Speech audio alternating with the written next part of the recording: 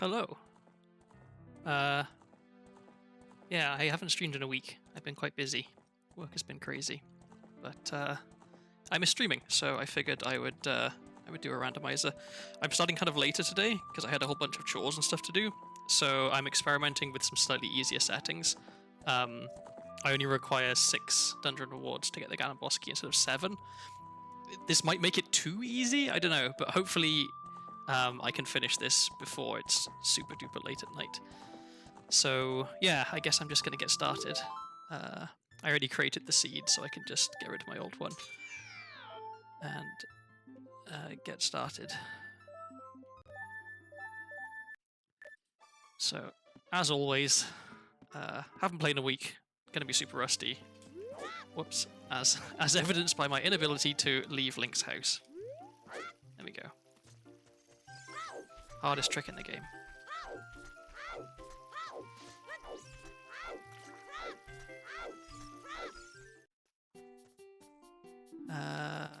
Nothing on the left. I can get sticks, so I'll get sticks, and I'll get some nuts as well. So, not a bad start. Sticks and nuts. I'm a little sleepy today. I have some cherry coke with me, which I'm going to be drinking, which is probably an error in judgment because it's 8 PM. But oh well. It's not like I have much to do tomorrow anyway, so I can afford to sleep in a bit.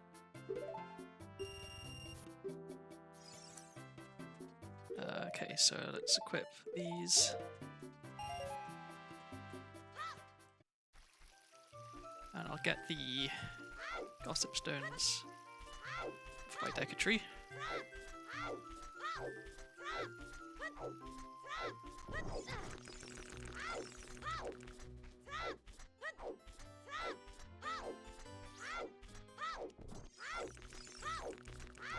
I'm hoping that these settings will just make it faster to finish rather than being like easy. Okay.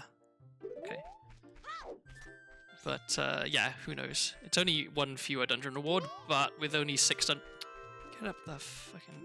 with only 6 dungeon rewards needed, that means I don't need any of Boomerang, Hammer, or Mirror Shield in order to beat the seed, in theory, which potentially removes a big roadblock, because not needing either of those 3 items, yeah, it opens up my options a lot for the dungeons I can beat, or the bosses I can beat. Shadow Temple has a wallet, but I'm going to write that down. Okay.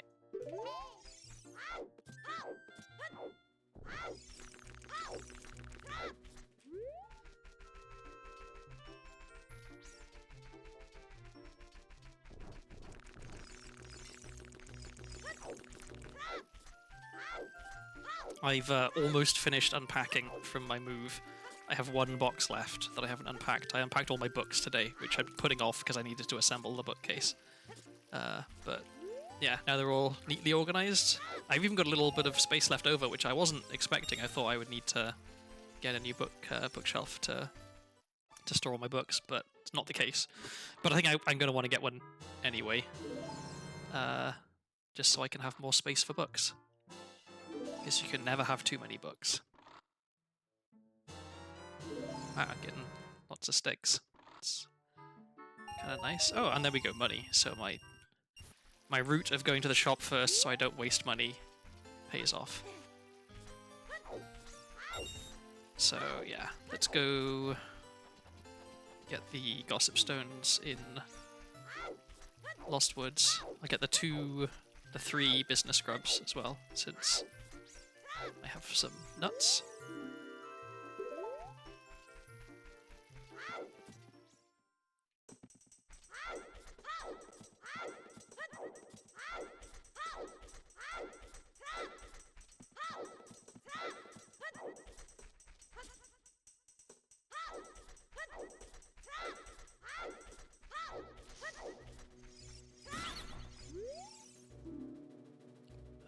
Okay, that's good to know.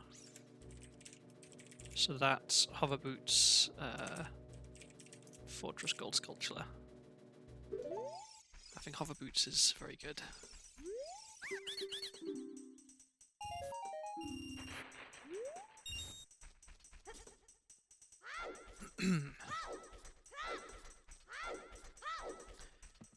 It's probably not efficient to come in here and get these scrubs right away, because I'm gonna have to come back for the for various other checks here.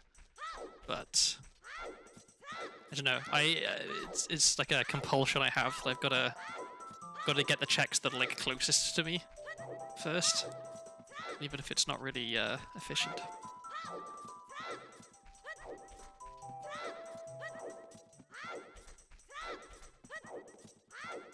And you know, maybe there'll be something good. Ugh, maybe I'll waste a nut.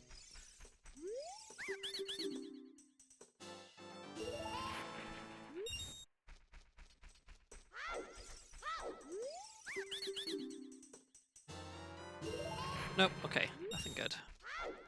So, off to Hyrule Castle Market.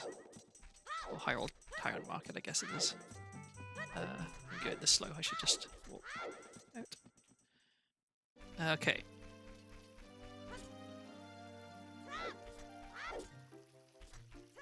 And I'm going to remember to go to Lon Lon earlier this time, because many times I've been putting off going to Lon Lon and then there's like a bunch of checks. Okay, Spirit Temple boss key is kind of nice. It's not the best boss key to have because you still need Mirror Shield to actually beat the boss. And also to get to the boss room you need some number of items. Like, at the very least you need bombs and hookshot, I think, if you want to do the statue climb.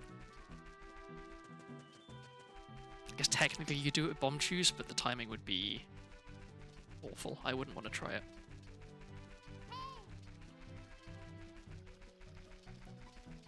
Okay, so I'm not going to farm any rupees outside on the way in, because... Well, actually, maybe I... No, I'm not. I'm just going to check the shops first, because who knows, maybe I won't actually want to buy anything.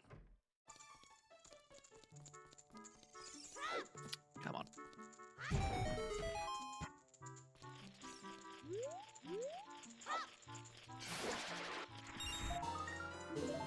Oh, scale is really good. I like having silver scale early. Makes life easier. Come on.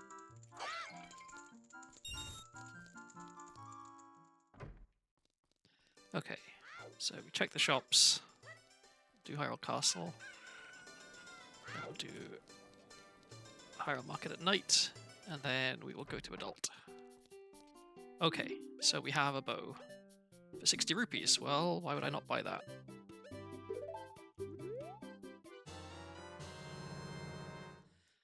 So, starting with bow as adult is very nice.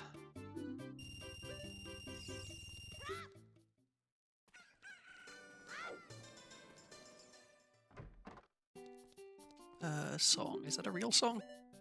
It is the Song of Time. Okay, not the most useful. Okay, well, I can farm some rupees and come back and get that. I will do a slingshot game first, though. Because who knows, maybe this gives me rupees.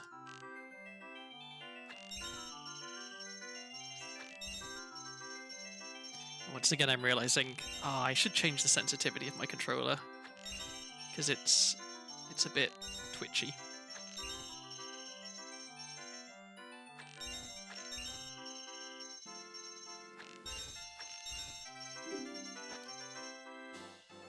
Okay, so time to farm some rupees. There's rupees up here, right? Don't know if it's actually worth getting them.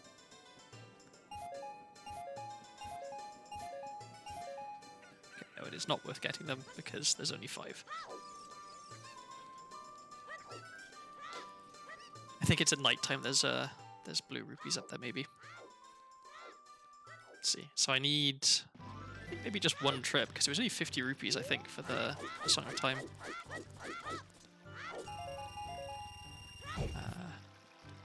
Whoops. Okay, well, let's do that again. Because I'm going to want to go to Bombshoe Shop as well, so I'll want rupees for that.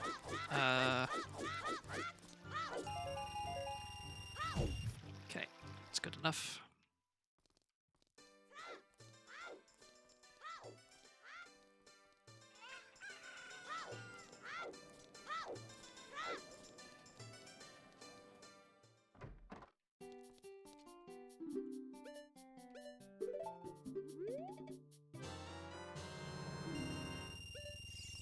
I'm gonna save because I've been having bad luck with crashes recently.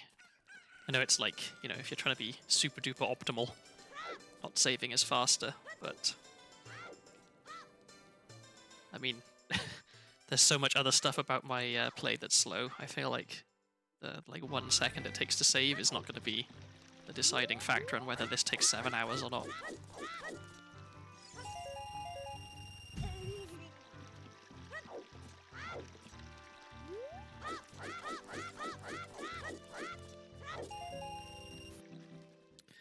Okay, so we're full on rupees. Let's go to Malon.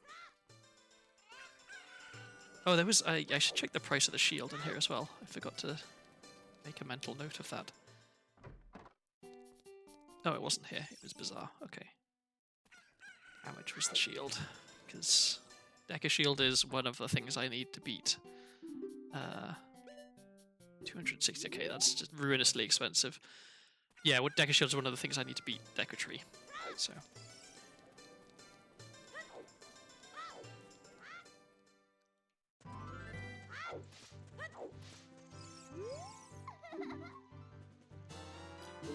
Shadow Temple Key. Okay, cool. That's 2 boss keys really early on, which is nice to have.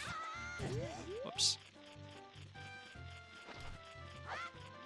Just hit the sculpture. Okay. And I'll check the Gossip Stones. Because I want it to be night, so I can waste a bit of time anyway. Sacred Forest Meadow, Foolish. I will write that down. Not a ton of checks in there, but it's still good to know.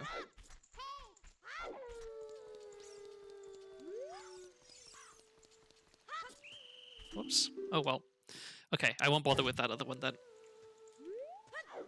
We'll just go straight to the market at night and do the market at night stuff.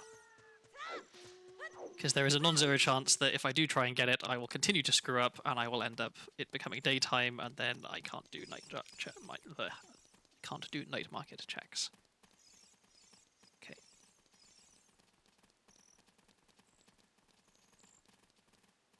If you run too quickly from picking the dog up through this transition, the dog will get left behind, which is irritating when it happens.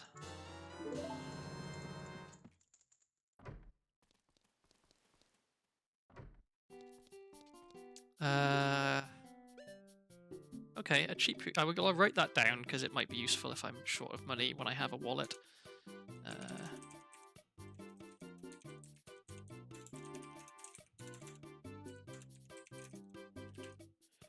Okay, and then the sculptures were kind of expensive, and the red ruby's expensive. Okay.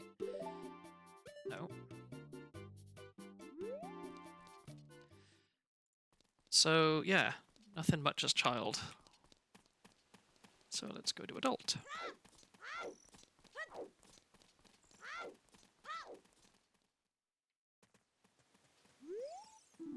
Okay, 50 skulls is junk, that's good to know. Okay.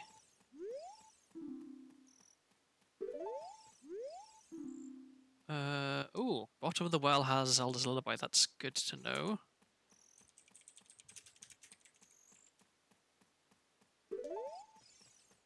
Because, yeah, strictly speaking, nothing in Bottom of the Well requires Zelda's Lullaby. Like, there is a way to get every check in there without Zelda's Lullaby. So Zelda's Lullaby is not impossible, providing Bottom of the Well keys aren't required, and the Bottom of the Well keys aren't behind Zelda's Lullaby. So that's good. See where Zelda's Lullaby is impossible. Usually there's some other stuff that's also impossible. Okay, let's equip that. Let's go to CAC.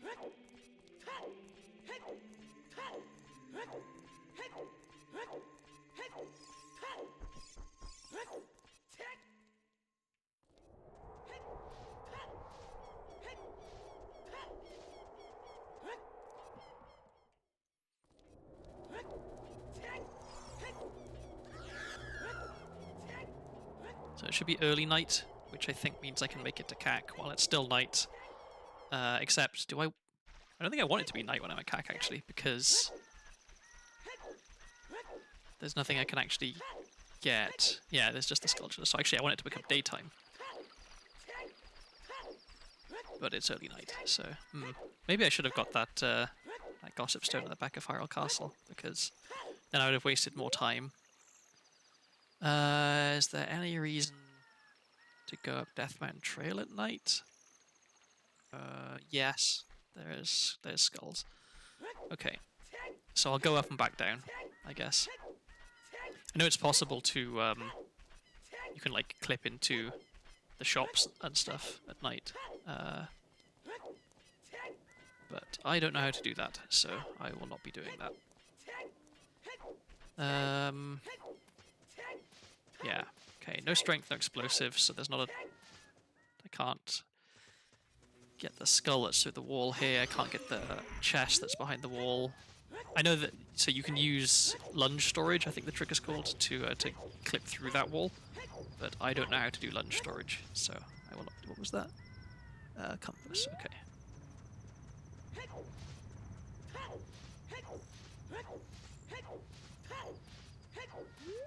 So I could check Goron shop and stuff, because if you shoot the bomb flower with an arrow just as the Rodent Goron's going past it, then you can blow them up. Can I get to this in time to just at least check what it is? Let me... Come on. Well, that's annoying. Inability to spin.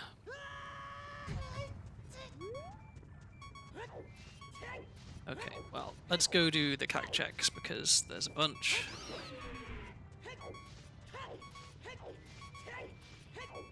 I just thought it was kind of strange that the sculpture behind the wall there is always there, but the sculpture behind the rock is only there at night. Like, it's kind of inconsistent.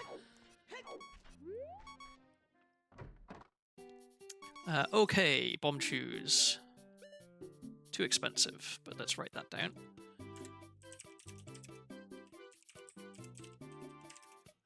155. Okay, so as soon as I have a wallet, I can buy them. Ooh, huge rupee 40. That's very cheap.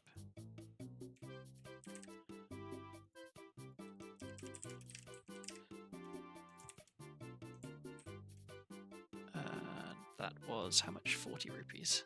I'm just typing my my notes here. Okay. Oh, and I want to buy that shield. Actually, it's good to know that Goron Tunic is here as well, so I'm going to write that down.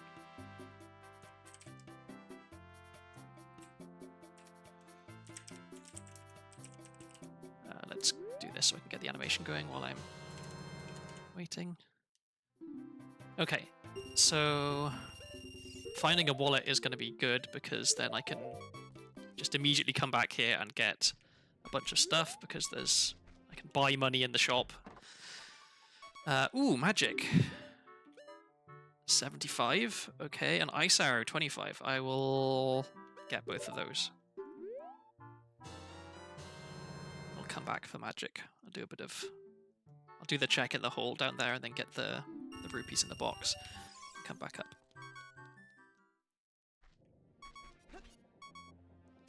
I wish that the rupees in this box respawned when you go in the hole, but you have to go into a building for some reason. I don't know why the game treats those two differently. Okay. But I know that Sacred Forest Meadow is junk, so that's not news. Okay, good. No more beeping.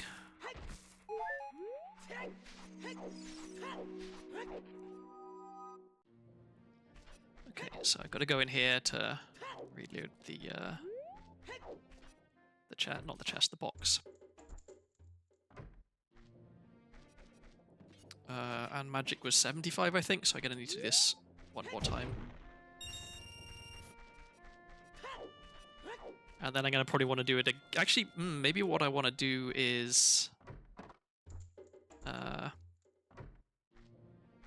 yeah, get magic, then buy the big rupee. It feels kind of wasteful.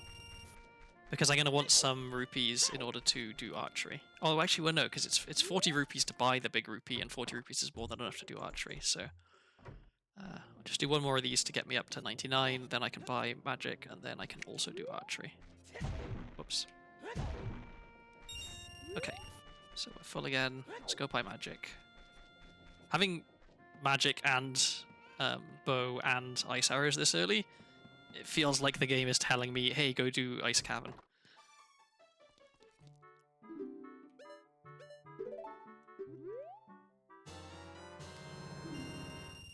So, yeah, not to jinx it, but 2 boss keys, magic, bow, all this early, it's off to a pretty good start. Oh, let's save. There's some lag. Lag makes me scared. And I know where shoes are, and I know where a wallet is. Although the wallet's in Shadow Temple, so I'm a long way off being able to get in there. Almost missed those.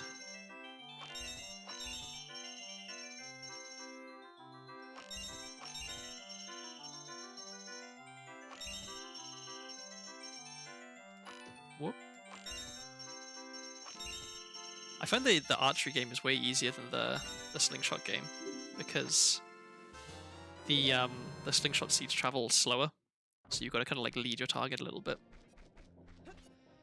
Okay, so let's check what the skull rewards are. We know that 50 is junk, but maybe some of the others are good.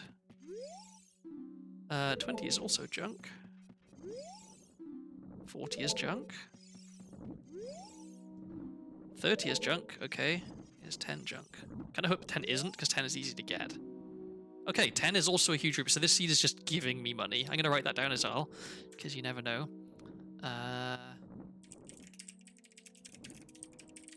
Okay, so I'm not going to go out of my way to get any sculptural tokens, because I'm bound to just happen to get 10 as I go.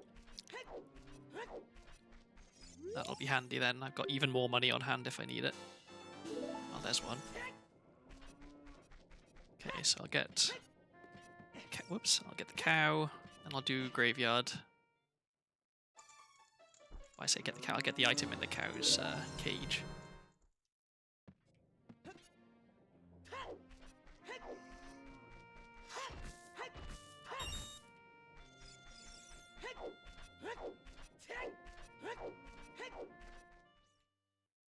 Oh yeah, I can get hookshot hint as well, which is...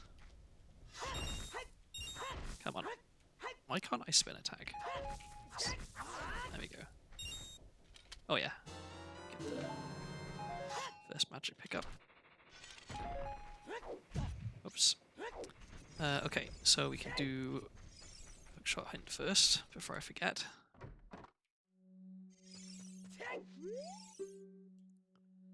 Lon Lon Ranch, okay. Hopefully it's not one that requires boomerang. I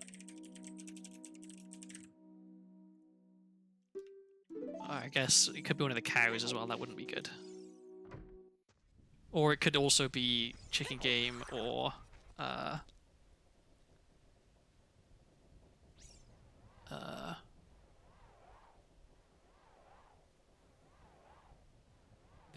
or like, the opponent song check. Both of which require me to have met Zelda, which I am not close to being able to do yet.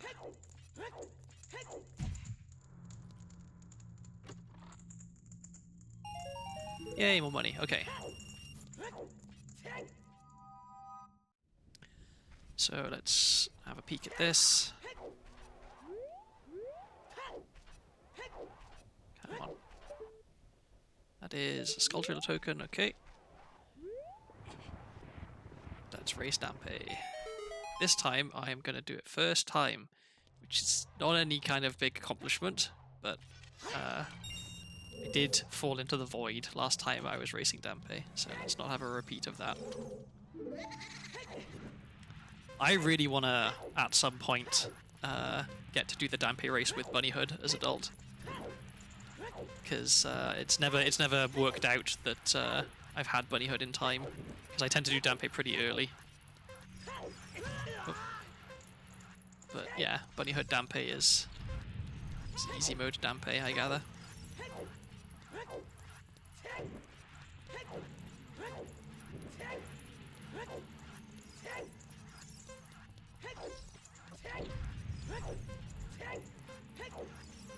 Hey, Punderful, how you doing?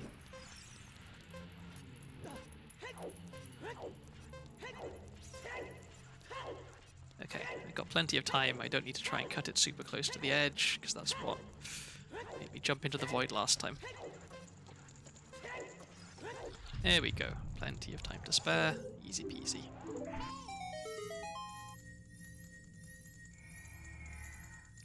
I'm not too bad. Yeah, it's a busy day for me. I did well. I say a busy day. I did like several chores, but not really that many chores.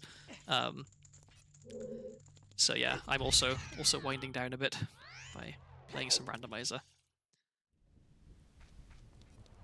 It's been like a bit of a hectic week for me. A lot of drama at work. Not like interpersonal drama, like the customer had a big problem, we've got to scramble to fix it kind of drama. So I spent all like basically like half of Thursday and all of Friday just like painstakingly going through, oh, I forgot the windmill. Painstakingly going through the code and filling out a spreadsheet with various details about what some of the stuff in the code was doing, which was incredibly tedious.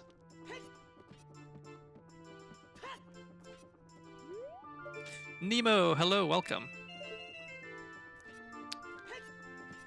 Yeah, I don't understand why there's such a difference between Twitch Mobile and like web Twitch, even to the point that apparently gifting subs is more expensive on mobile than web, which doesn't make any sense at all to me. Like, surely it's just you say that you want to gift subs and then you gift the subs. Why does it matter if you're on mobile or not? I don't know.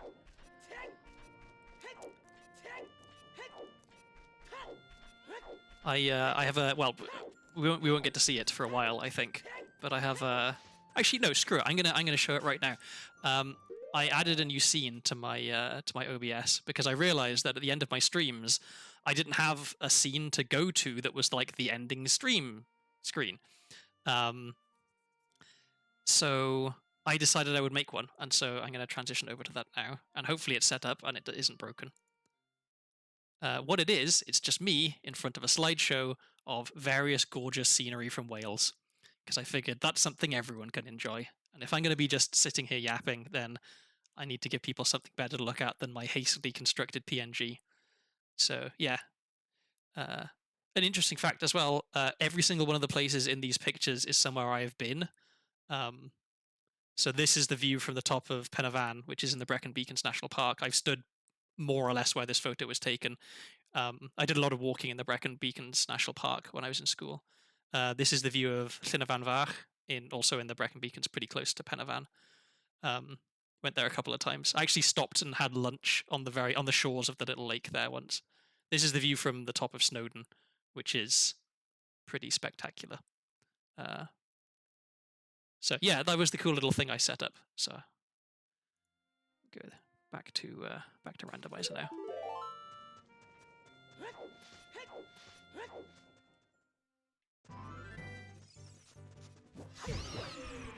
Actually, what am I? What can I actually do? I don't have strength. I don't have explosives. Maybe actually what I want to do is go back to Child and go to Lon Lon, because I know that their hookshot is in Lon Lon. Does that sound like a sensible plan? I could do that, and I could do Kakariko checks as Child as well. I just feel like after my last few seeds where I couldn't get hookshot for ages, being told where hookshot is and not immediately going and picking it up seems like a bad idea. So is there anything else that makes sense to do before I go? Oh, I should just save warp. What am I doing?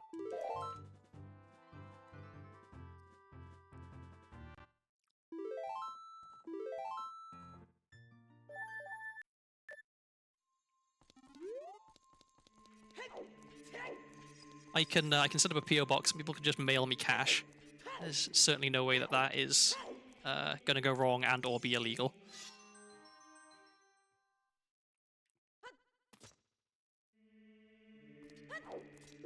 I didn't get any other. Yeah, I didn't get any other items.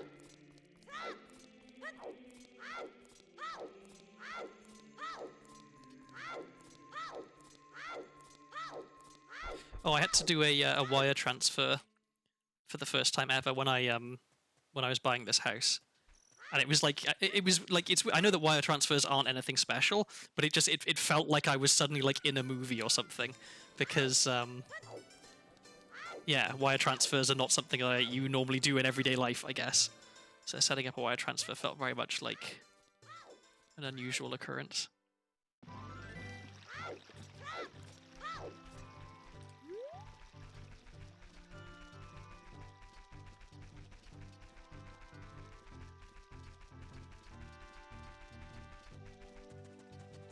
I don't think I even have a Telegram. I don't know. Maybe I feel like there's like so many different apps like that. You like the sort of the chat type apps where.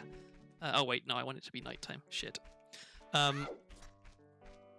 Yeah, so many of those like chat type apps where I may have signed up for them at one point, and then just stopped using them completely. So I probably have some like random orphan accounts on them.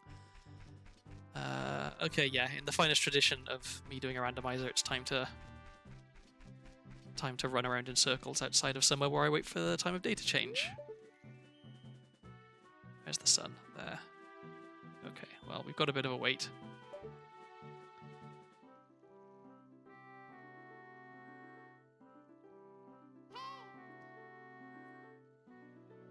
Oh, I see, via actual Telegram.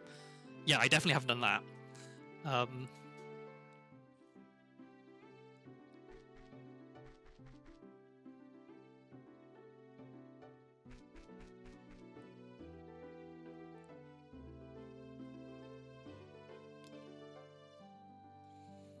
I have memories of people back home, like my mum and various other people, referring to the radio as the wireless, because that was how they'd grown up calling it, because it was a novelty that there was this thing that produced sound which didn't have to have a physical wire connecting to it to get the sounds in. Which is it's kind of weird when you think about how much technology has progressed in a relatively short amount of time, that there are people who are alive today who I mean, probably who are like born before we had aeroplanes and stuff, you know, like they've seen the entire development of aviation from nothing to like space shuttles and stuff. It's kind of bonkers. It's gonna suck a little bit to check stuff in here because I don't have a shield and I only have 5 sticks.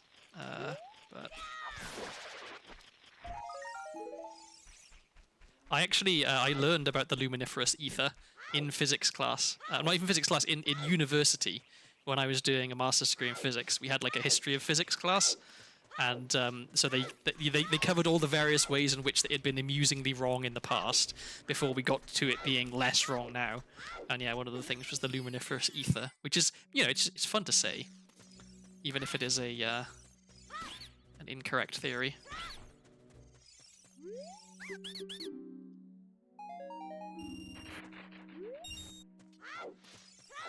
I feel like there's quite a lot of people who would benefit from that kind of science class. Like, there's a lot of people, I think, who maybe they took like a regular science class in school where you just get told like this is how we think things work now, although it may be phrased as this is how things work now, and they never get to learn about all the years where we thought other stuff and how we knew that other stuff was wrong.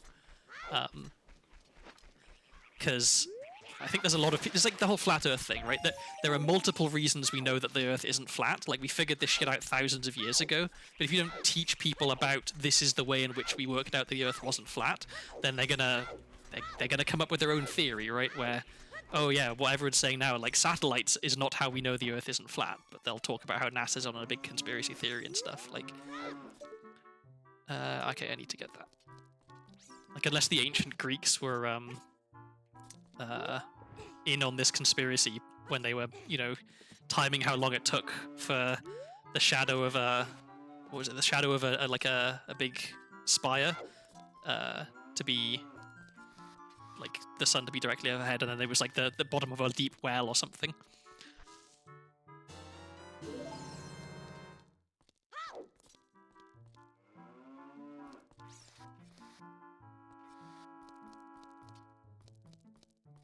I think so. Obviously I wasn't educated in America, and my education in the UK was pretty atypical because I went to a private school for my secondary education, and my primary education, you know, like age 4 to 10 or whatever it was in a school where my year was the biggest year they'd had for like 30 years because there were 6 of us.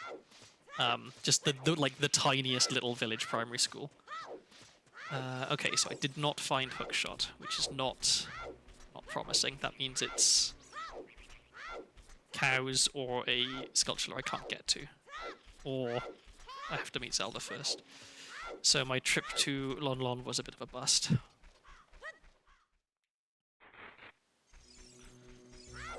So what do I do now? See, this is where I kind of fail a little bit. That there's a whole bunch of stuff where I don't really know. I'm gonna go to Lake Hylia because I have scale, so I can do some stuff there.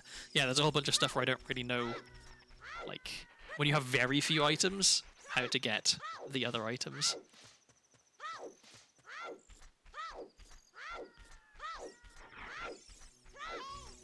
It's still nuts that a vast majority of human history is 404. Yeah, like it's something that like.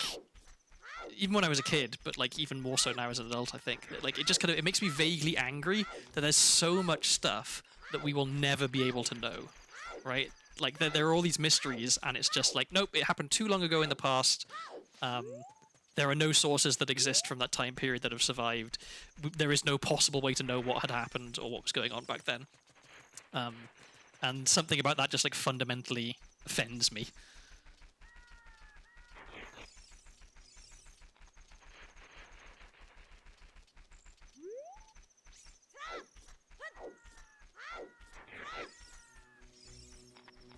I think there's a Wikipedia page of like list of unsolved mysteries or something like that. Oh, I should check this grotto.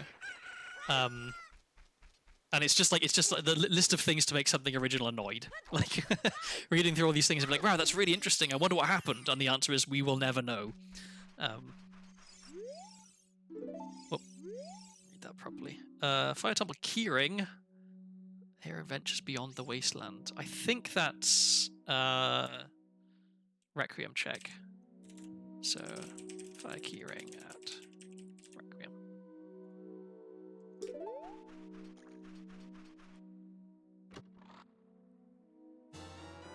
Bombchu, that is very good. Just when I was thinking, I don't know what to do because I haven't got any items that allow me to do stuff. Bombchu saves the day.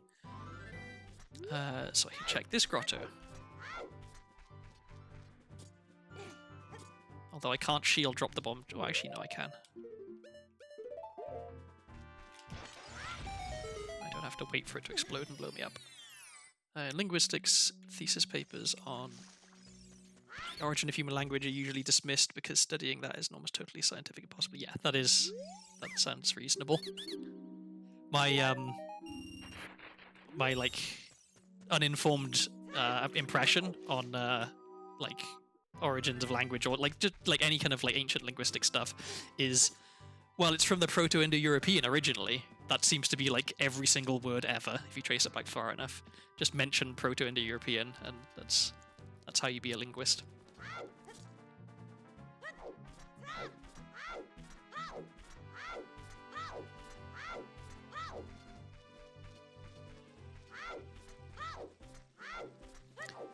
Let's see. Okay, so I never learned my lesson, so I'm going to attempt to equip swap on the left with sticks as child. It never really goes well. I just don't have the timing. Equip swap on the right is fine, but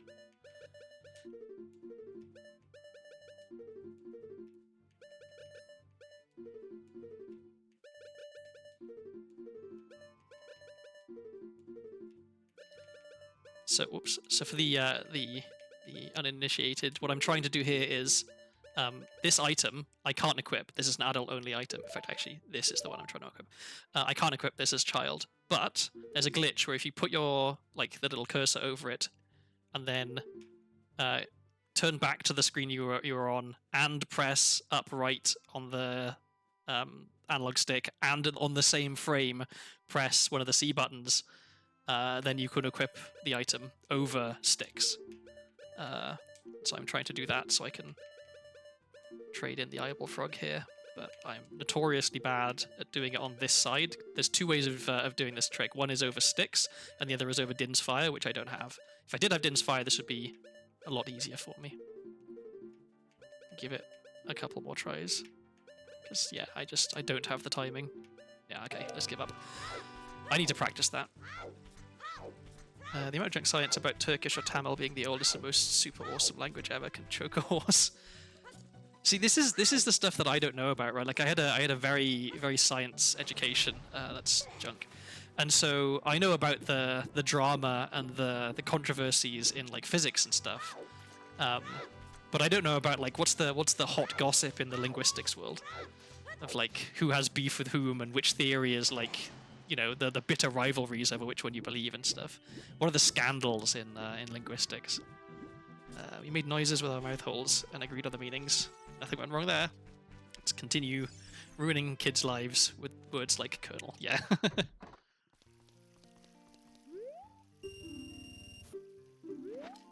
It is amusing to me how many words in English, at least certainly British English, the etymology is basically, well, there was a French word, and then the peasants who didn't speak French had a difficult time saying it, so they just kind of made their own version, and that's what it is in English now.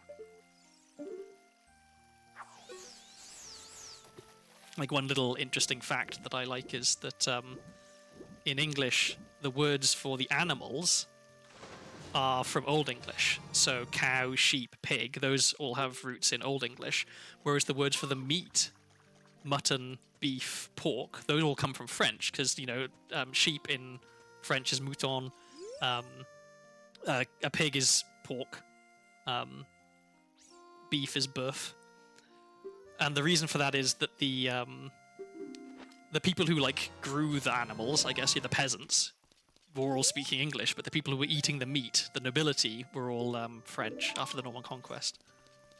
That might be somewhat apocryphal, but that was the story that I remember being told. Oh yeah, I should go over here and check this skull.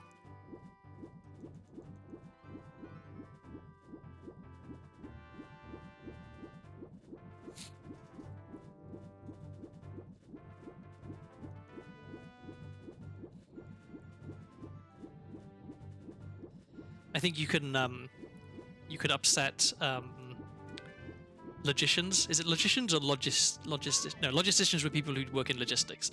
Logicians are people who work with logic. With the phrase "it is what it is," because it's from a logical point of view, it is a bit of a stupid thing to say.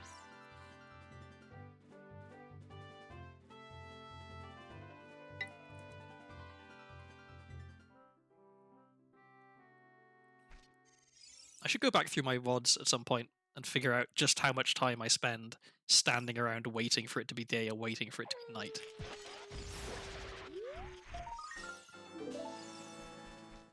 A lot of words got terrible spelling changes in the Victorian era because they got obsessed with making English more like Latin, hence adding B to det or S to island. So did det not used to have a B in it then? That's interesting.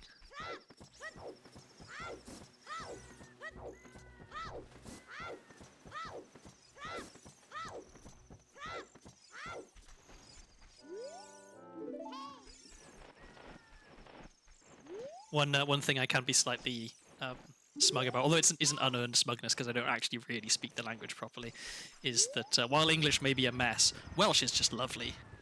And part of the reason for that is because it was effectively basically almost a dead language for ages, and if your language is... Whoops, oh, I have no... Okay, well, this is not ideal. Gotta blow up the scrubs. Yeah, if your language isn't like actively being used, then you don't tend to get new words and have to change the language and stuff. So Welsh is, with a few exceptions, like more or less the same as it was in like the Middle Ages, I think.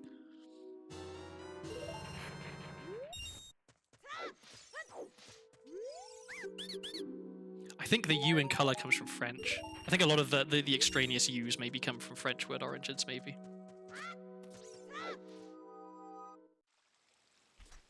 Okay, where am I going? I can do a little bit of stuff in Ocarina Valley, so I should do that. Yeah, I speak English fairly well, I think. I can understand Welsh fairly well. Like I can listen to Welsh language TV and not get lost. Maybe that's just because Welsh language TV doesn't use big words. I don't know. I can read French fairly well. Like I could get around in French. I think I could get by in France. And I've been patiently and slowly learning a little bit of Japanese for quite a while, and so I have like a little bit of vocabulary and a little bit of grammar in Japanese, but not enough to have a conversation. And my pronunciation is abysmal. My ex-husband is half Japanese, and so that's actually not the reason I started. Pardon me, not the reason I started learning Japanese, but the reason I got back into learning Japanese after kind of giving up on it for a bit. When we first met and started dating. But yeah, I got all excited. I was like, "Oh, look! I learned to say this new phrase or something," and I said it to him, and he was like, "Your pronunciation is really bad. Like you're doing the vowels wrong." And I was like, "Okay, well, thank you for telling me, because then I can try and improve." But yeah, turns out I don't have a good ear for it, I guess, because I thought I was saying it correctly. I did WaniKani for quite a while, which is this like website where you can learn the kanji, and it has like the little mnemonics to help you remember them, which is quite handy, and it'll teach you like various readings of them. But it's only free up to a point, and I didn't want to pay for it, so I did the free stuff, and then I just kind of stopped doing it, which is a shame, because I'm sure I'm getting rusty on all the ones that I used to know. I think I knew a couple of hundred at one point, at least.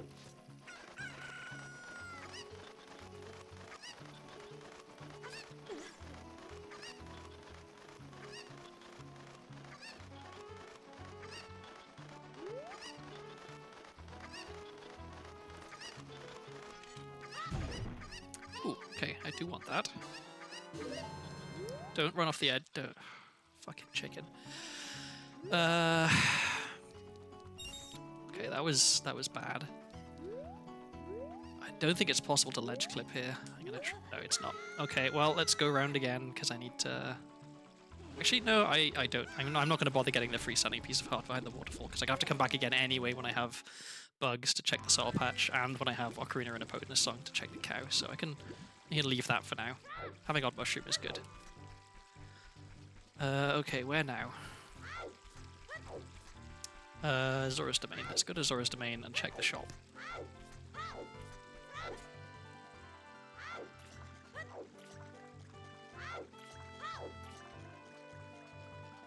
Oh, you went on a trip to Japan? I didn't know that. When was that? Was it a good time?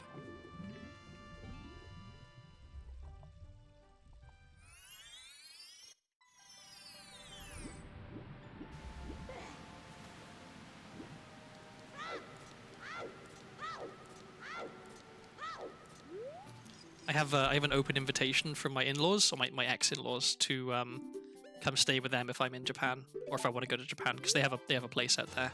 They travel, like, sort of they rotate between their place in Japan. They have a place in Calgary, because my sister-in-law lives in Calgary.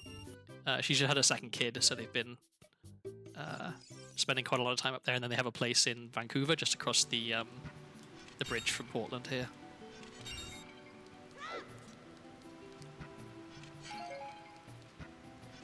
I'm gonna farm some more nuts, because it's good to have nuts. I guess, oh, I need 20 rupees for the diving game anyway, so I'm gonna need to do this. Yeah, I've heard that it's very, very clean in Japan. I feel like I may be like just falling into the classic weeb trap of thinking because I like Japan, Japan is a good place for me to be, but I have the impression that society is it's less individualistic and more like collectivist, in the sense of like people will inconvenience themselves so that they don't inconvenience other people, and there's more of a sense of sort of pulling together and helping each other out and stuff, which is how I was raised, I guess, to be that way, and how America isn't in a lot of ways. What's that check? Oh, right, okay. I don't recommend going in cooler months of August. Yeah, I would not want to go in the hot season.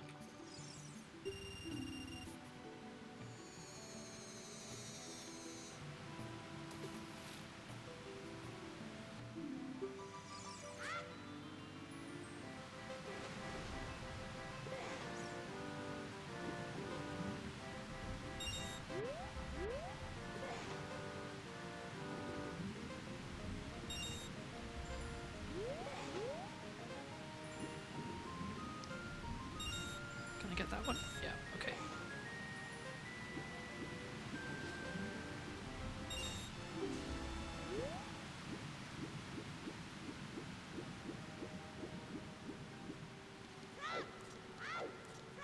Oh yeah, I should equip this shield. There we go. Okay.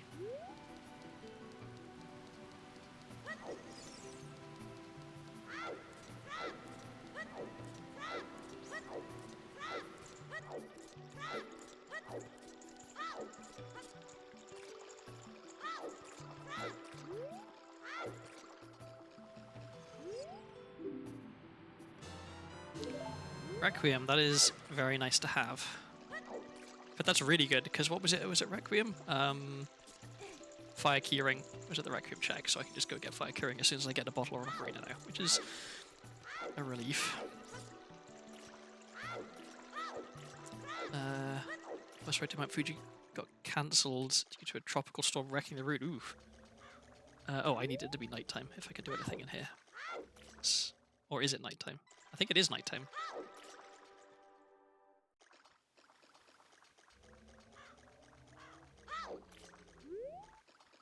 Or is it?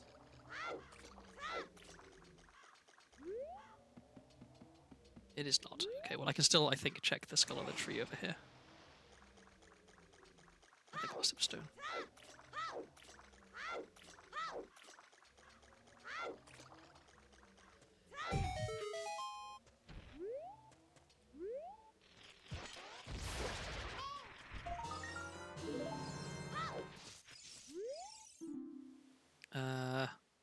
Forest Temple holds the Forest Temple boss key, okay. I won't bother writing that down because I have to full clear forest to even get to the boss, so it's guaranteed that I will find that along the way. Okay, where am I going now? What am I doing? So it's not nighttime. I do have explosives, so I could go to...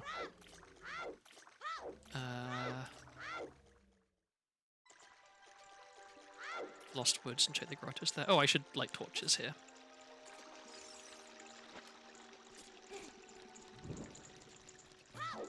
I think maybe I leave through the waterfall and do Zora's River backwards, because there's some checks I can get there.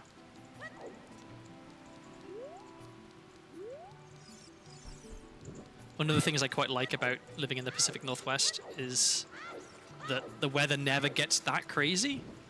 Like, there's a lot of rain, and it'll get hot in the summer, and now there's wildfires more often. But we don't get tornadoes, we don't get hurricanes, we don't get, like, you know, the crazy heat that they get in Arizona. We don't get like, masses of snowfall like they get in on the East Coast. It's just, like, kind of pretty similar weather to what I'm used to from back home. Just rain.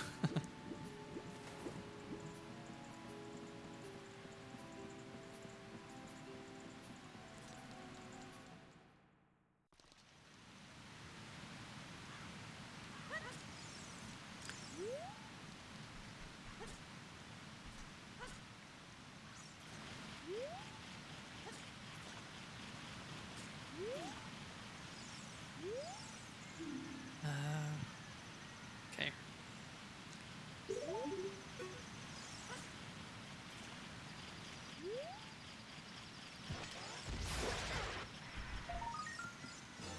Okay, I'm getting a few of the adult trade items. That's kind of nice. Pochosaur is a bit of a hassle to turn in.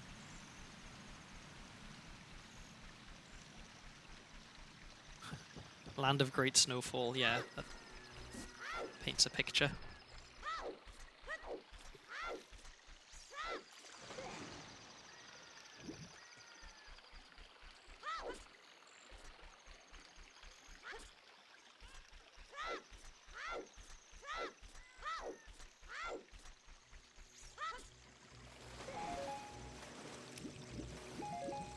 I wish more places used the... Well, I guess I wish that more places used the actual native names for places, but failing that, at least like an English translation of the names, because I know that there's one place in Canada called Head Smashed in Buffalo Jump, which is just a fantastic name.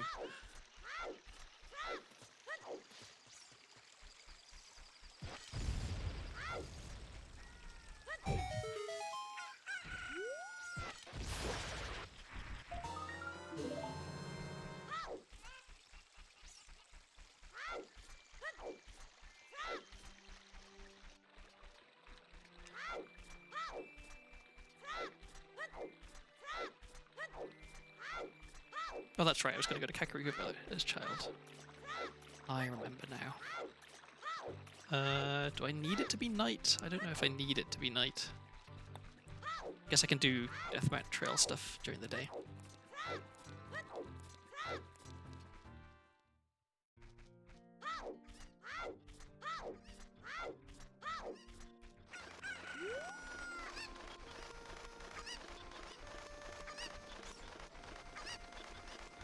Here's another place where if I was capable of doing equip swap, I would equip swap Pochosaur and trade it to the guy as child rather than as adult.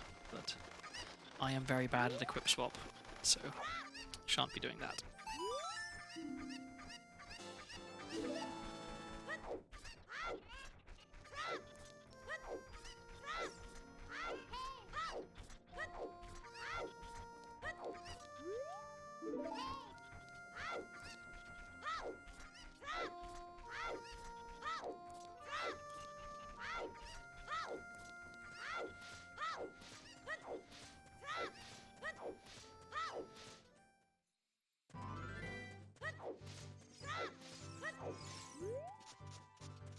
So I'm trying to think what items I'd most like now, because I have a good track record with just manifesting items into existence by talking about them. I think Ocarina or Bottle would be really good.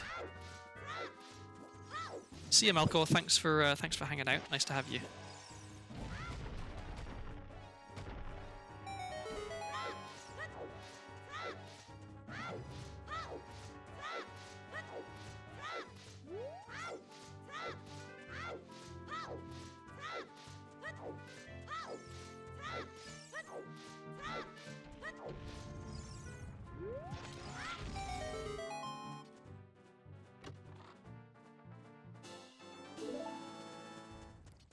Getting a lot of skull tokens, which I don't particularly want. Oh, the aircon install went very well. In that I have working aircon now. It's not ideal, like because I'm upstairs most of the time in my room or in my office, and so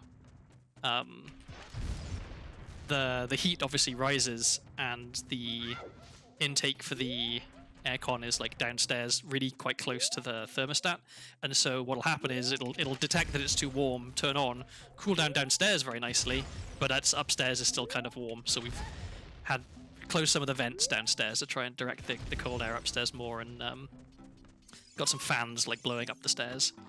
But I mean, we had a 97-degree day the other day, and it was perfectly what was that, Haunted Wasteland? Foolish. It was perfectly like bearable, which is nice. That was the real kind of stress test of the system, I guess. Wasteland's Foolish. That's nice because I have Requiem, so I don't need to go through Wasteland anyway.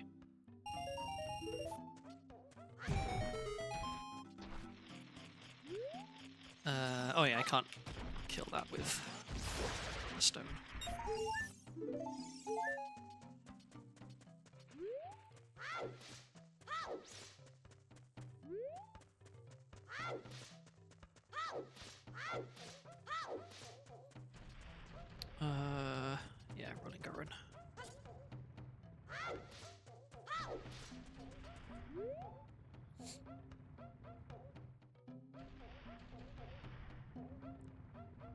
There's still like a laundry list of things that need doing around this house. A lot of them are just kind of small, like the faucet in the ensuite is a bit loose and leaky, or like the toilet roll holders are all a bit wobbly because they weren't very well installed. Like little things like that where it's like, yeah, I could fix this myself if I wanted to, but like then I've got to get around to actually doing it, which is a bit of a hassle.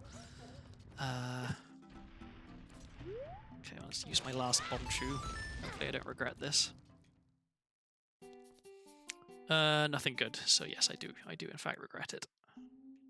Okay.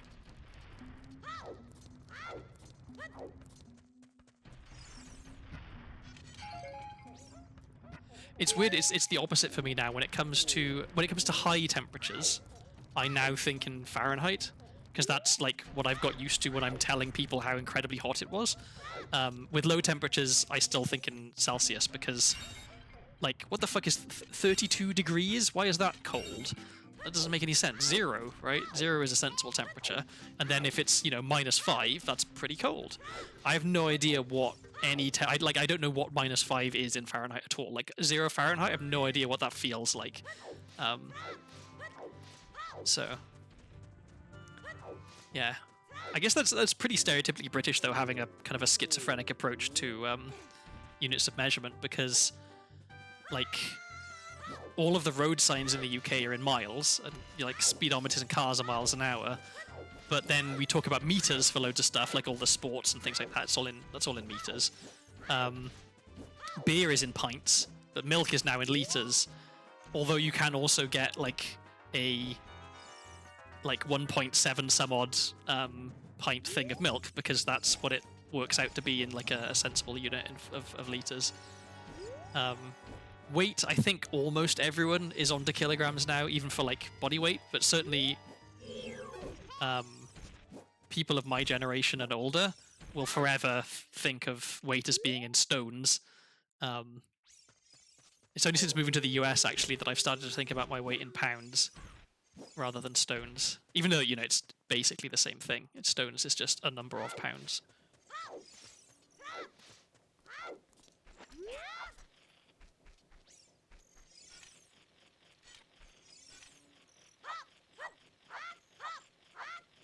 There we go.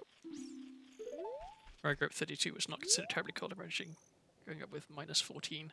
-14 sounds pretty cold. I had a friend in Vermont who was telling me about it would get down to -40, which is, you know, it's the temperature that's the same in both.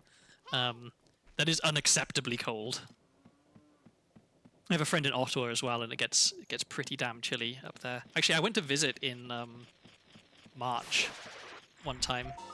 My friend in Ottawa, and it was just the end of winter, like the last of the snows had just kind of happened, and it was starting to slowly melt. But yeah, it was bloody cold. That was the same trip actually that I went dog sledding, which was a fantastic experience. Like I cannot recommend it highly enough. I had so much fun dog sledding in Canada. Whoops.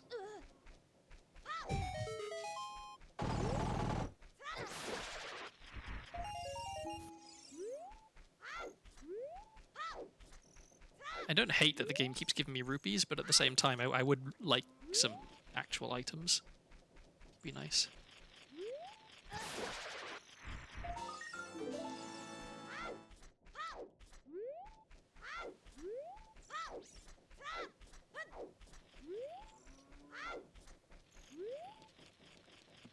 I think I have to waste a stick on this because I don't have any bomb shoes.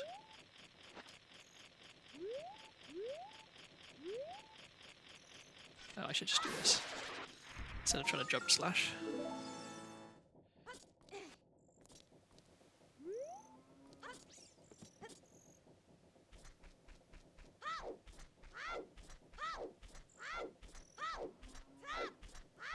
I feel like Ocarina of Time was not designed as a economy simulator. Although I'm sure you could do some interesting... Like, someone somewhere has probably written an essay about the economy of Hyrule or something.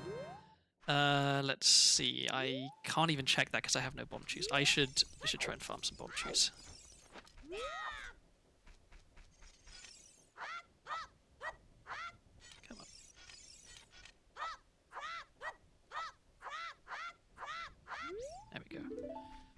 Yeah, I need to practice more. My timing of simple tricks is pretty poor.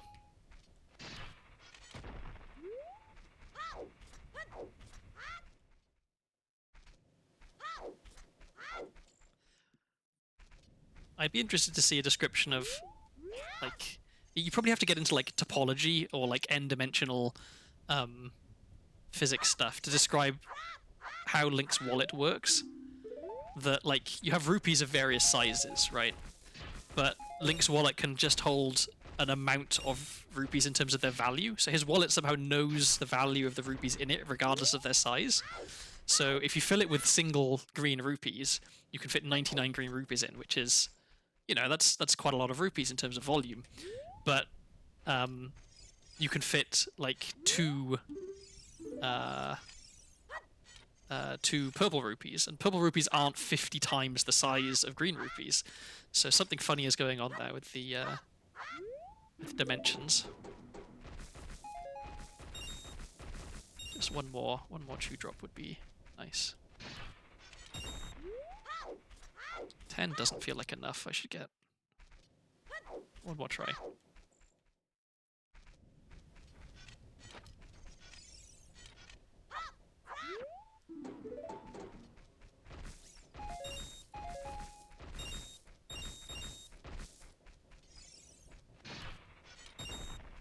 Okie doke. Let's check this skull.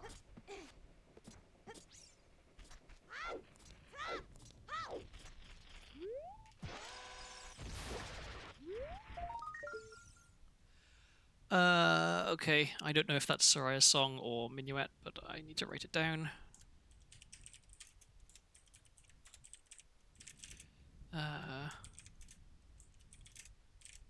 Okay.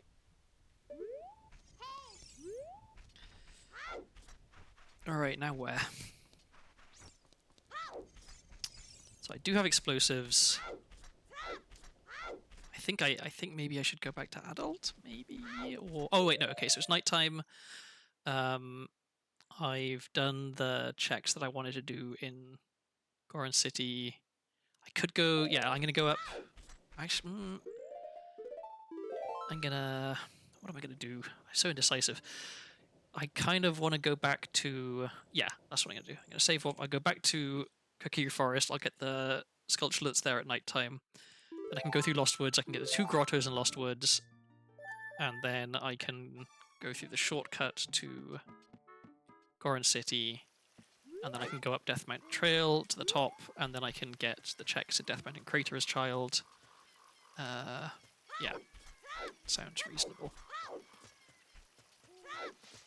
Oh, I never got Kokiri Sword check. I just went straight past it. I should get that.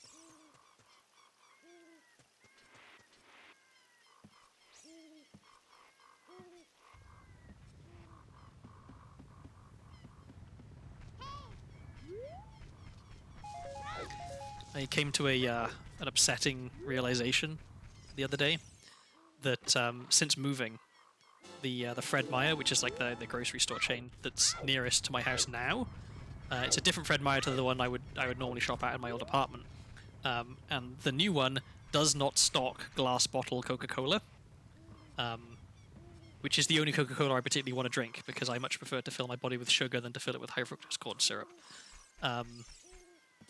And so I've had to resort to getting sugar-free from the like organic section cherry Coke, which is it's pretty tasty, but it doesn't make my brain feel good the same way that the delicious Mexican Coke does.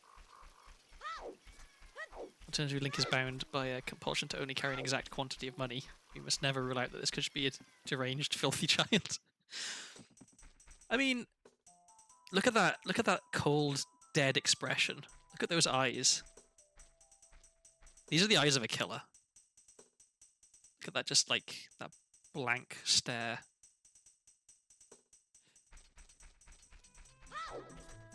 When you think about it, over the course of just like a game, Link kills quite a lot of stuff. Some of which is probably sentient.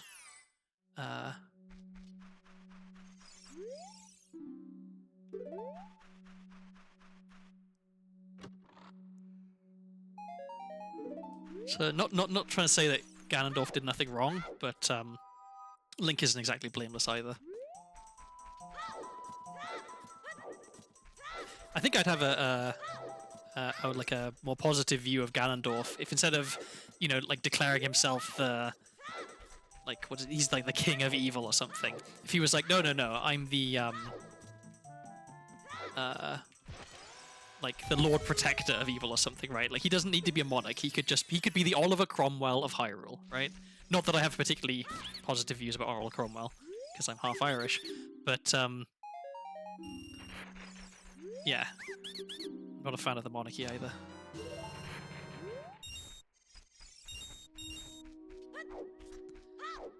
Typical European rejecting the national dish of corn solids and corn extract.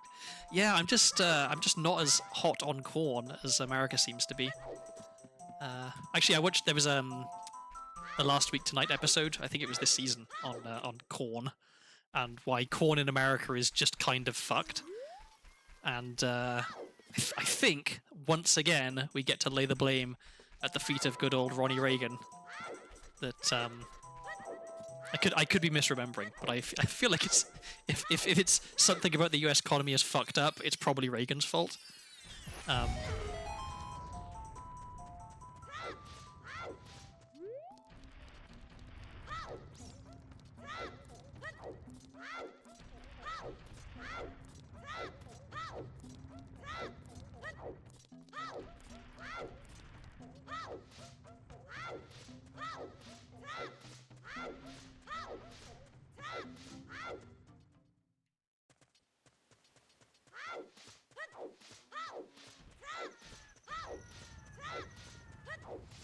Get to see evidence that Ronald Reagan wasn't the Demiurge.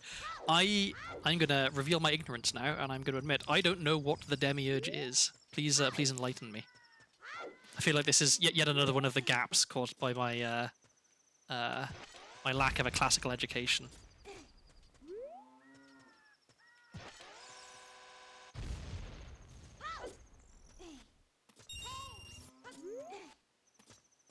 Oh, I see.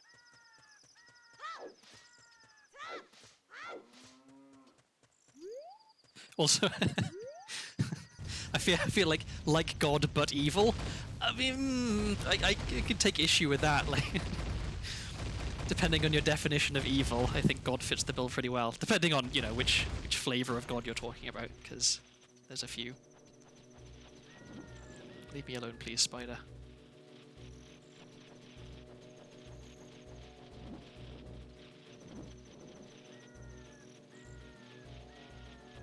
I think it'd be kind of fun, not like a thing for me to do on stream, but just like as an exercise, or that like to see someone else do who does have the time and the knowledge to do like a tier list of evil of God, but only the Christian God, based on like which denomination of Christianity you're following, right? Because in theory they're all worshipping the same God, but the characterization of that God is quite different often.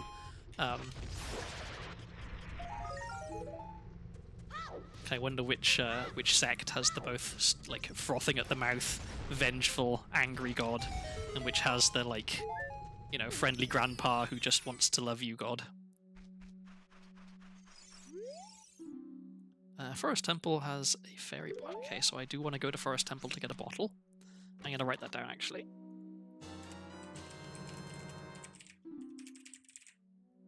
Because knowing where a bottle is pretty handy. I don't know. Well, unsurprisingly, as a former Catholic, I have some conflicting views on the Catholic God, because on the one hand, there's a lot of stuff in Catholicism where God is like pretty like unforgiving about stuff, but oh wow, that's really good news. Jabu Jabu is foolish. I do not have to go to Jabu. Very, very good. Which means that Boomerang is maybe not necessary for the seed, which is nice to know. Yeah, so yeah, the Catholic God, like the Catholicism that I don't need that. The Catholicism that I grew up being taught was pretty like I don't want to say tame exactly, but like it was a lot focused on like do good things, which I feel like everyone can get behind, and like less about the judging, I guess, and the condemning everyone to hell that I tend to associate with American Protestantism.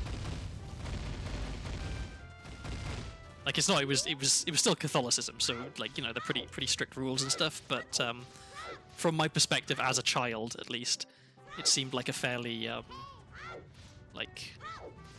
friendly religion. Okay, where am I going now? I think I want to go back to adult. Done a bunch of the easy child checks.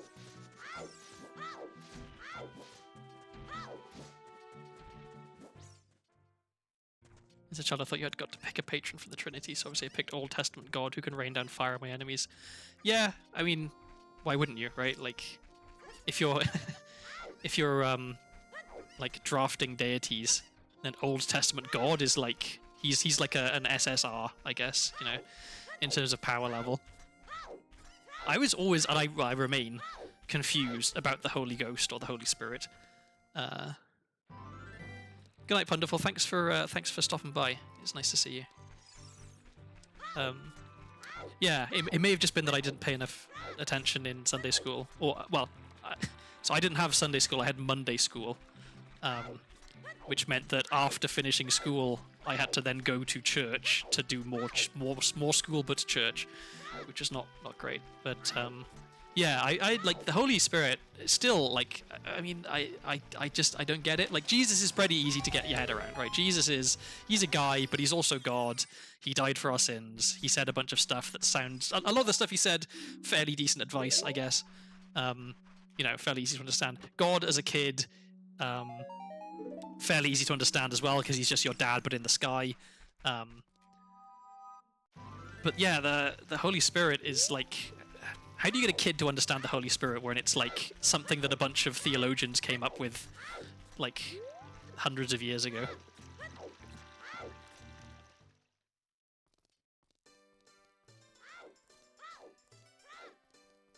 Oh, I can do bomb tube bowling now as well.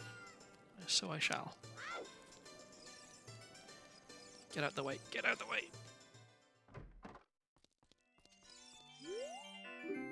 Kind of curious how many other Ocarina of Time randomizer streamers just casually discuss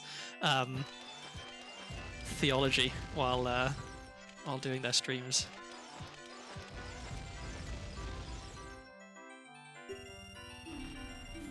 I need that key, I think.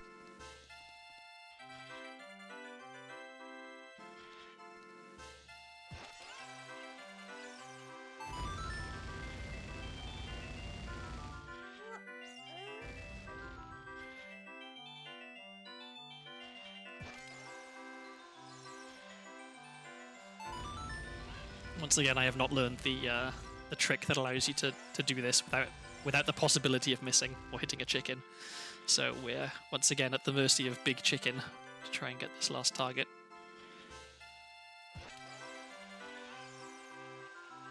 Okay, well that wasn't too bad. Magical ghost dove, and if you make fun of it in the right way, it's one of the only sins that the Bible says you go to hell for without any chance of redemption. Oh! I'm almost scared to ask what the way in which you're not supposed to make fun of it is, because what if I do it and then it turns out that that Catholicism was right all along? Oh yeah, I want to become adult.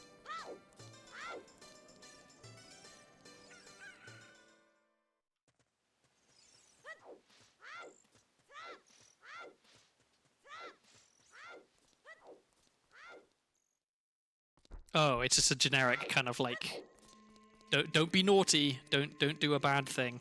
I'm not gonna tell you what the bad thing is, but just don't do it. That's how you keep them on their toes, you know. Tell them not to do something, but don't tell them exactly what it was that they're not supposed to do. Then they'll just be like generally cautious and not do any bad things. Let's see. I have some stuff I can trade in. It's kind of all over the place though.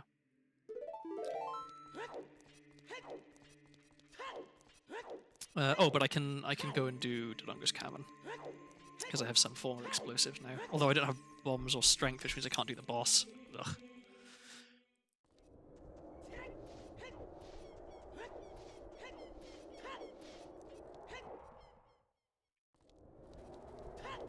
I feel like it's probably not a bad idea in your theology to be light on answers, because the more you try and explain things, the more obvious it becomes that, oh wait, this doesn't make any sense. Because eventually it's just going to come down to either because I say so or magic as the answer, which for a lot of people is not a very satisfying answer. Whereas God moves in mysterious ways, you know, that's... Whoever came up with that is a genius. It's like, yeah, this is definitely God did this. Why? Well, we can't know. It's just one of those things.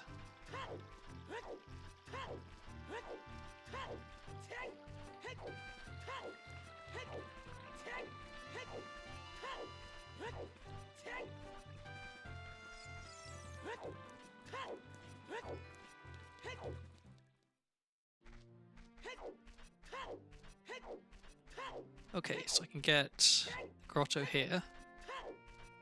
And then... I guess I go up... Deathbound Trail and go to... I think I still go to Dogger's Cavern if I can't beat the boss, because there's a whole bunch of checks in there for me to get. This is an interesting little thing about Ocarina of Time. If there's more than one Redead in a room, those zombie dudes, and you kill one of them, the others will, like, go over and mourn it. Like, they don't attack you, they just walk over to where the one was dead and just kind of stand around it sadly. Which is kind of fucked up, really.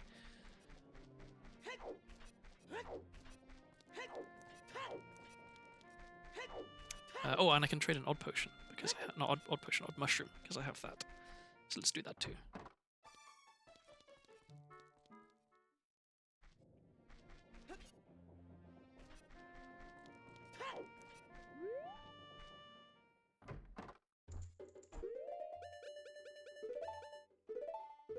Let's put it there.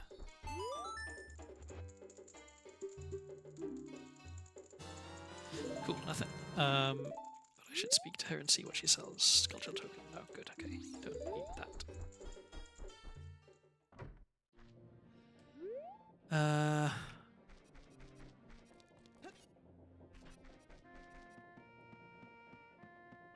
Okay, it's been a bit of a slow, inefficient start, I think.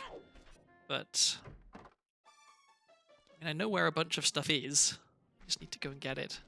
I'm really bummed that I didn't get Hookshot from the checks I was able to do in Lon, because it's just, Hookshot just makes life so much easier. Cool. More beeping. Don't die to a spider. That would be embarrassing. I can't count the number of times I've heard someone say something like, and then when I was 7, I saw a redhead and pissed myself. Oh, a redead and pissed myself. Yeah. They are pretty spooky.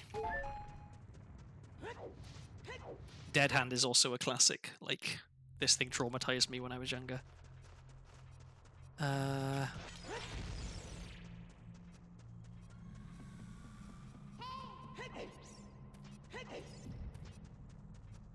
well, I only have 2 bomb shoes, which is a little worrying. Okay, I'm gonna try and see if I can get a bomb shoe off this guy. Bomb shoe, please. Oh, great. Well,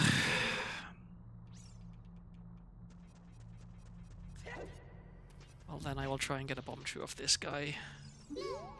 It's possible, okay, for his head to end up out of bounds. Oh, fuck's sake. Okay, so I have no explosives.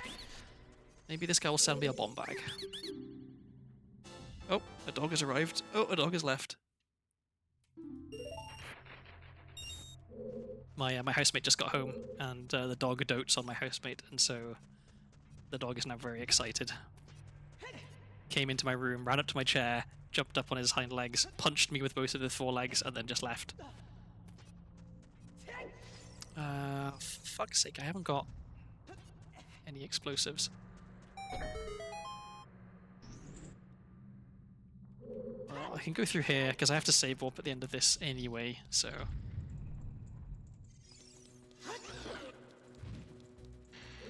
Do these drop explosives? I don't remember. I think maybe they can. Let's try. Yay! Okay. So I'm not stuck.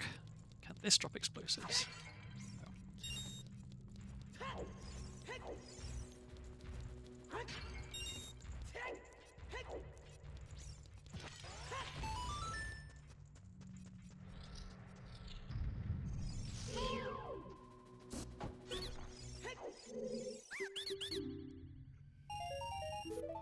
Yet more money that I don't need.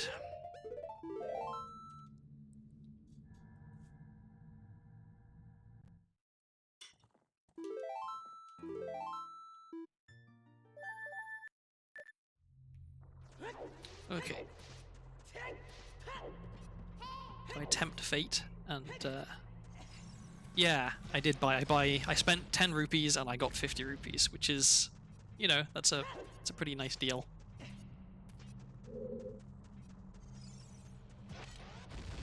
Oh no, it went out of bounds. Cool.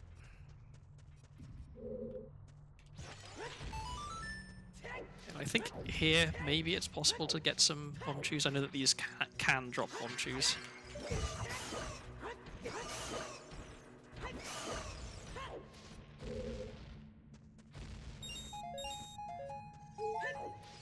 Okay, let's take a peek at this to see what it is.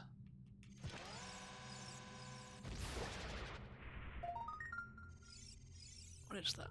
Oh, a skull shot token. Cool, don't need that. It's good. Guess I can't get that yet.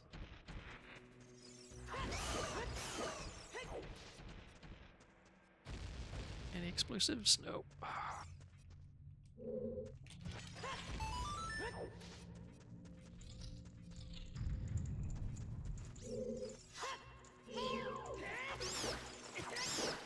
Did I not hit that?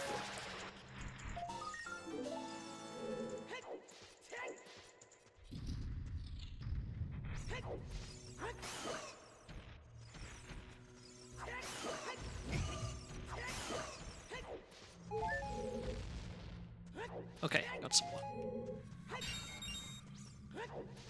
I think I probably want to get these three as well, just in case. Nope, oh well. The economy in Hyrule is in shambles, thank goodness for Ganon and his rampages creating so many jobs for the construction trades. Yeah, I don't think enough is said about Ganon's stimulating effect on the economy of Hyrule. Stop it. Oh, I forgot that. Little alcove.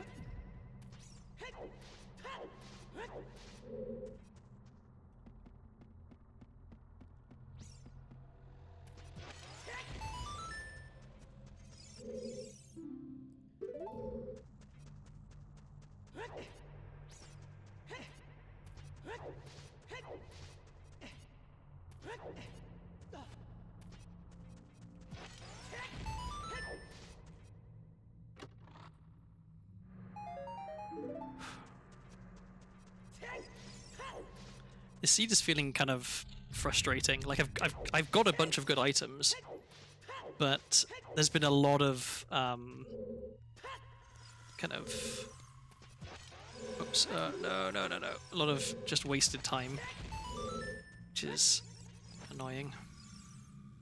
I've got to blow myself up.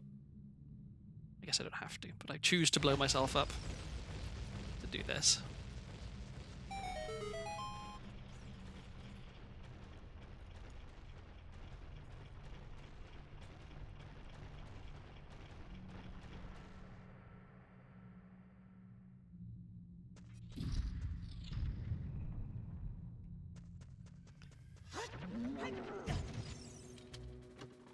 I guess it's possible I get more bomb juice. Oh, I was going to say from killing this guy, but I guess I get bomb juice from the chest as well.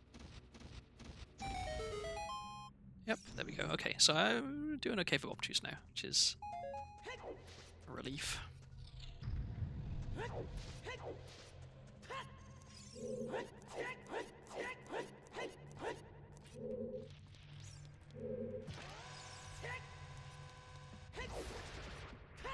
This is another check that I hope is not good, because if it is, it's a pain to get.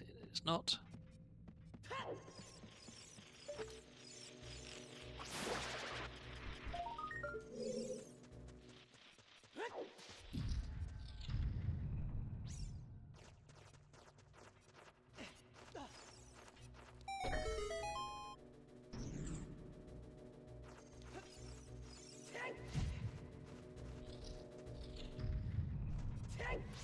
Okay, so I'm... oh no, I can't. Yeah, I was going to say I can't ground jump, so I can't get across, but I don't need ground jump to get across, as I learned. You can jump from up here to that little ledge there.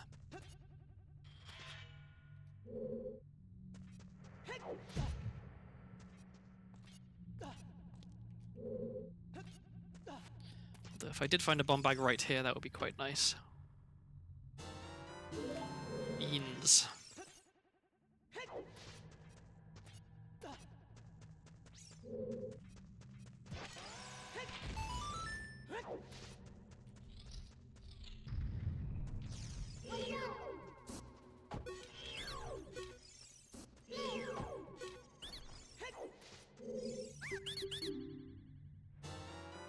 Oh, Cherokee ring is pretty nice.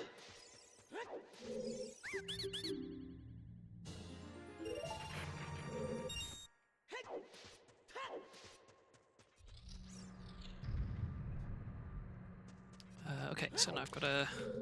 Let's just check to see if there's anything good in here. Nope.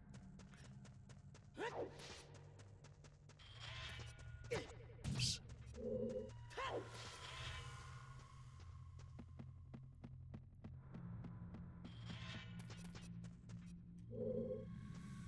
Gotta get a good angle for this. There we go. This is why it's much, much better to do Dodongo's Cavern as adult, because there's a lot of jumps and stuff that you just can't do as child. Okay, so I can do chest at the end of the bridge here, and then I can do the sculpture in the back room, and then that's it. Oh, I can do the chest right before the boss room as well. But I can't do the boss.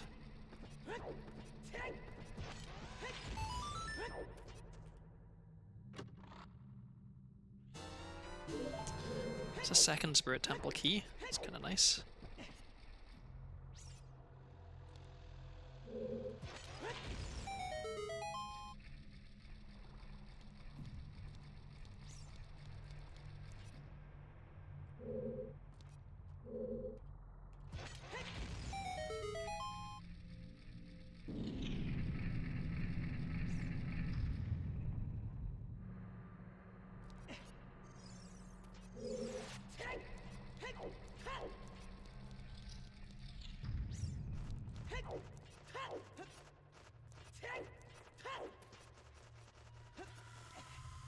Oh, and I can get some more chews here as well. I can duplicate the drop from this pot. There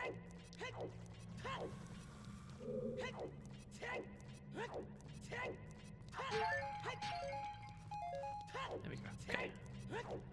Been very good at warm chews now, which is good because earlier I had none at all.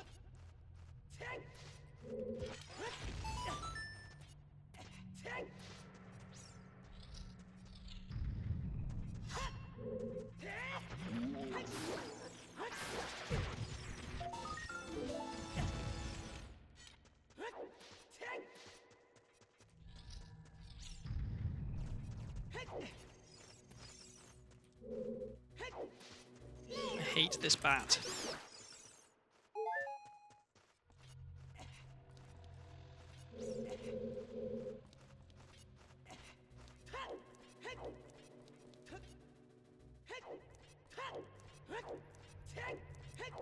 Okay, yeah, so just the chest through this door, and then that's it for here.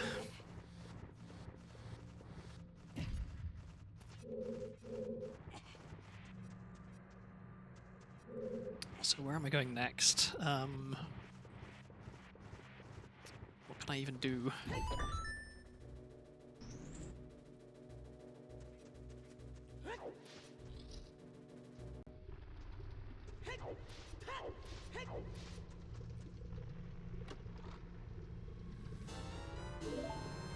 Bronze Castle key, that's good to have. I should... Oh, can I even... I can't even get into... Zora's Domain.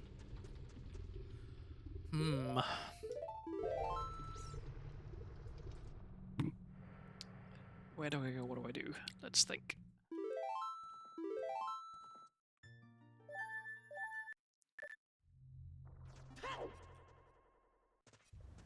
So I can do... Yeah, I can do some stuff. Death Mountain Trail and Guard City as adult. Yeah, the so every adult dungeon has some number of small keys. That you can see on the tracker, it tells you that the right-hand number is the maximum number of keys for that dungeon. The leftmost one is how many keys I have, and the middle number is how many keys I've found. So I have a setting on which I have a setting on which randomizes whether keys are in key rings or not. And so sometimes I'll find a single key, and sometimes I'll find all the keys for a given dungeon in one check.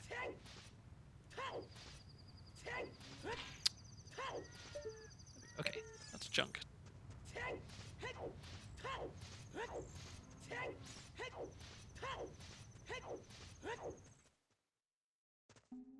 So some of the dungeons, keys are more important than others.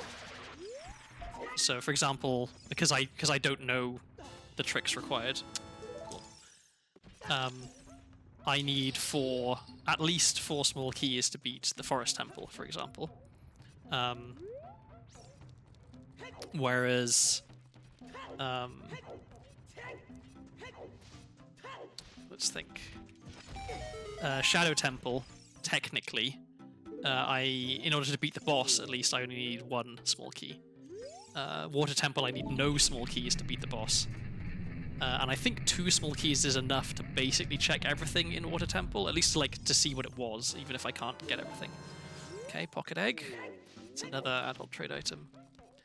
I've checked the shop, but there was nothing good in there. I can't check the back room, so I can check Medigoron.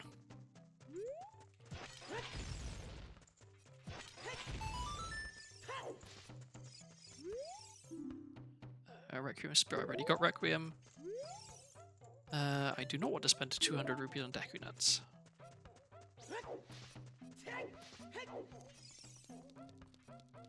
Is there any point me going into there? There isn't, because I can't... Yeah, I can't Mega Flip with Choose, because I don't know how.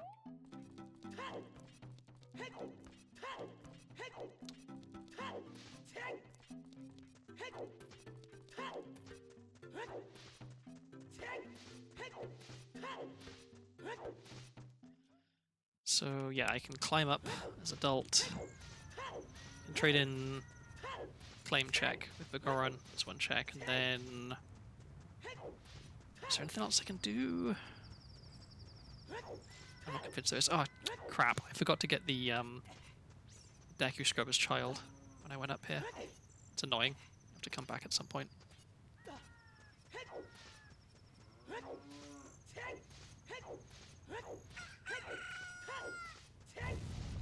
Of course, I get here just in time for it to not be night, which means that the skull that's behind the rock up here isn't there, which means I can't get it. Which is annoying. This is just a masterclass in inefficiency so far, this run.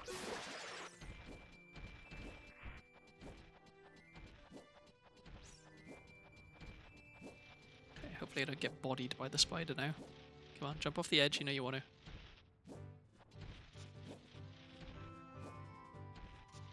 What is going on with this spider? Why can't it get me? It's gonna knock me off, isn't it? Very cool.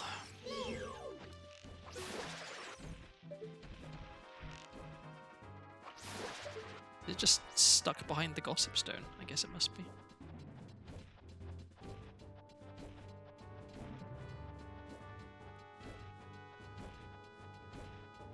Well, maybe some of this wasted time will be to my advantage, because it'll be nighttime and I can check the sculpture there.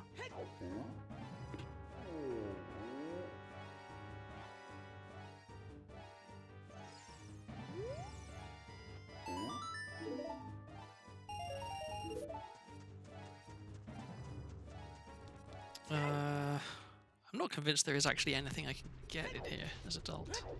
But I can at least have a peek at what's on top of the volcano. Is that... Oh, it's a compass. I thought it was Lens of Truth for a second. Okay. Yeah. Let's leave. Oops, I did not mean to trigger him.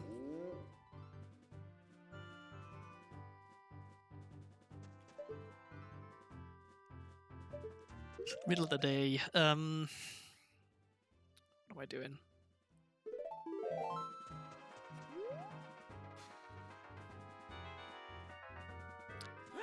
I guess I go back down. I can go back through Goron City and go to Kakiri Forest.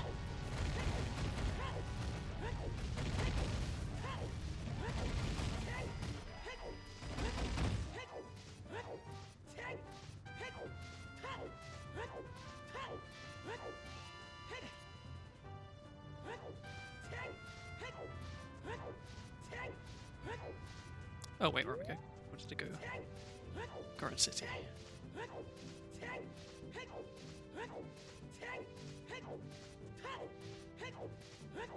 I feel like there's not a lot of stuff I can check at the moment with the items I've got. I guess I can do some of the grottos in Hyrule Field. What else can I do? If I could mega flip with bomb shoes, I could do a lot more, but I can't. What are my hints? So... yeah, there's just an awful lot of stuff I can't get, which is annoying. Yeah, let's go this way.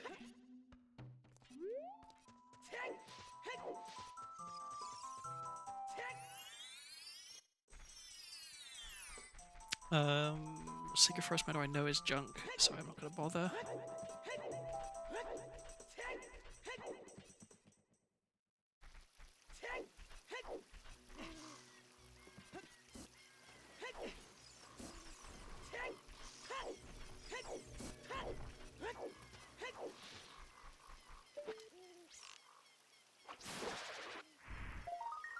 Okay.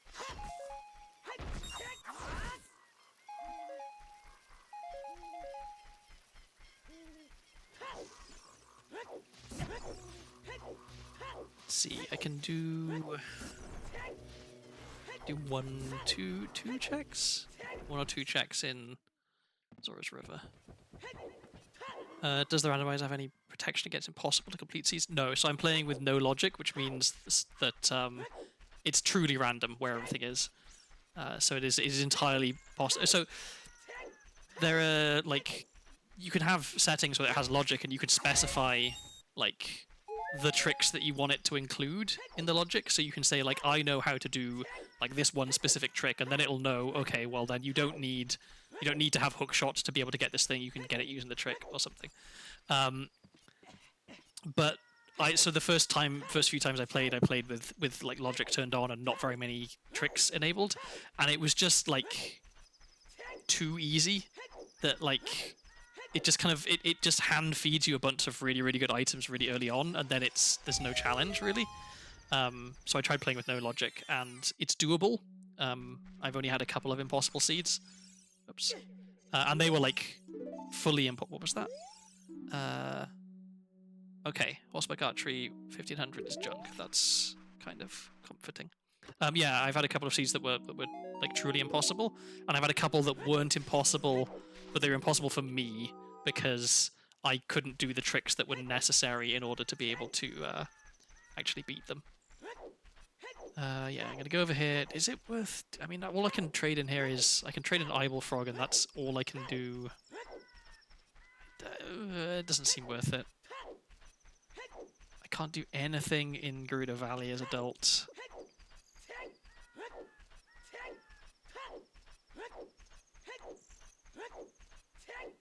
Yeah, where do I go? What do I do? Can I get into any dungeons? I can't get into Fire Temple right now. I can't get into Forest Temple. I can't get to Spirit Temple. I can't get into Shadow Temple. I could get into Water Temple, but I couldn't do anything when I was in there, so... Yeah, Do I need to go back to child and try and do like decatry, as much as decatry as I can do? Which is all of the upstairs at least.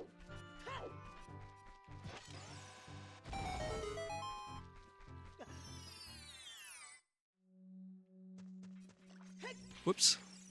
It's the wrong button. That is a spirit temple key. Okay, I will write that down.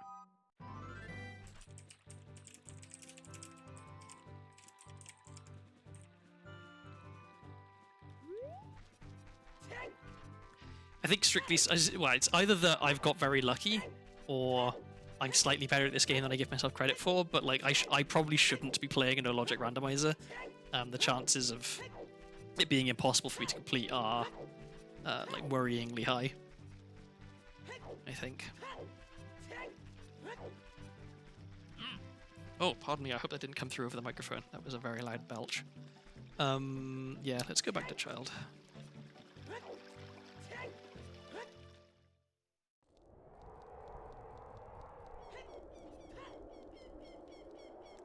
It's been altogether far too much toing and froing backwards and forwards in this seed so far.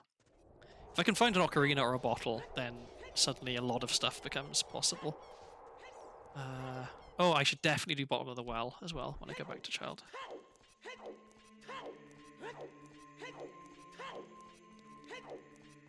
I was honestly... So I'm using just a headset mic. And I've been kind of impressed with the quality of audio I'm able to get from it. Like, I know it's not amazing, but for just being a headset mic, I think it's not bad. Okay, so what was I doing? Where was I going? Decatry, so let's just save whoop. And then I can plant the bean in Lost Woods as well, in case I need the skull that's there.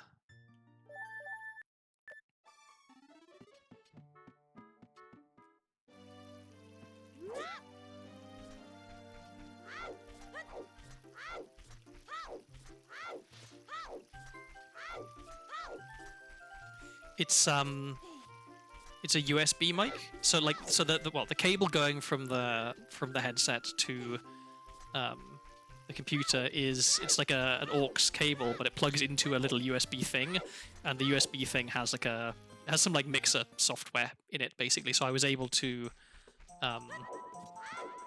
like tweak the sound a little bit, so it's not just like the raw audio.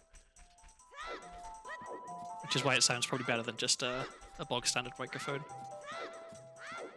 But this is the same headset that I just use for work.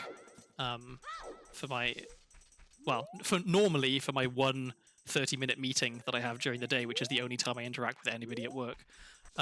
Recently I've been doing an awful lot of impromptu meetings with very little warning because I've been working on this big customer problem. My I guess he's not actually my manager. He's one of the managers. He doesn't manage me. Has a nasty habit of scheduling a meeting and inviting you to the meeting like 20 minutes before the meeting starts, which very easy to miss if you're like actually working and not just checking your emails constantly, or as is the case for me the other day when I was just having lunch. I missed an entire meeting because he scheduled it while I was having lunch.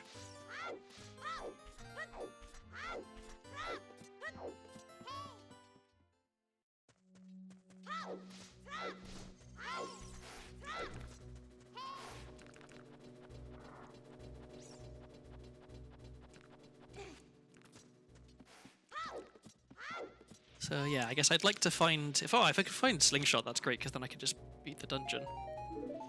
More rupees. I don't need rupees. Finding another hookshot would be fantastic. That would open up so much. Bottle Ocarina would also be very good. Come here. Yep. I was not paying attention. He got away from me.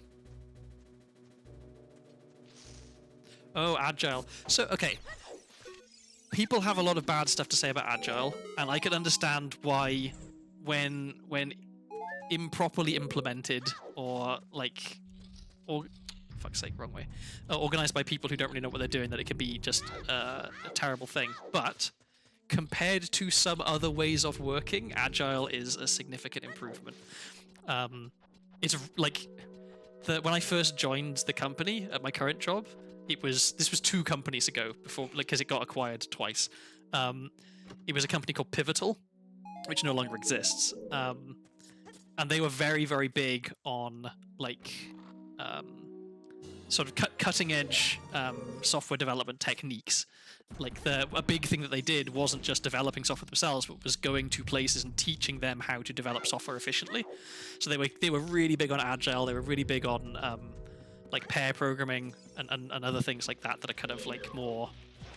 What am I doing? More like, okay, let's give up on that. That's just not happening for some reason. Yeah, like more kind of like modern things.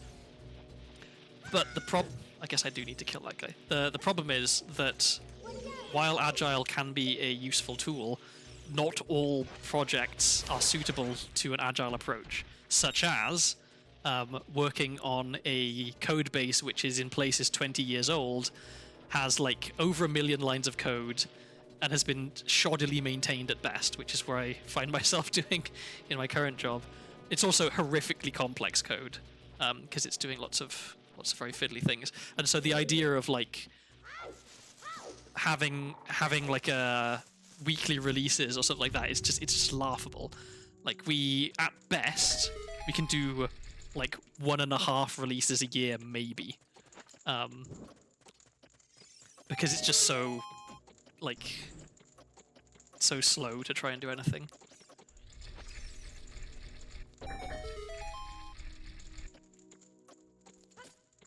But for smaller projects, I do actually kind of like the Agile approach.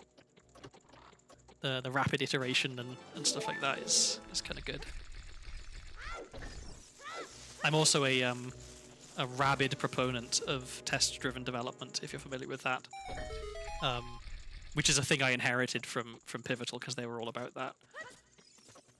I'm really, really into software testing, to the point where I'm not on the QA team, but I'm kind of on the QA team, just from my my experience of doing various test-related things at work. I had a similar perspective on the way my university taught object-oriented programming, which is in C++, and without using standard. Oh god, that sounds awful.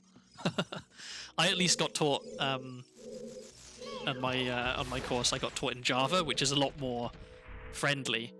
Although the lecturer was adamant that when we're learning, at least, we do all of our coding in a text editor, not an IDE, just like a plain text editor.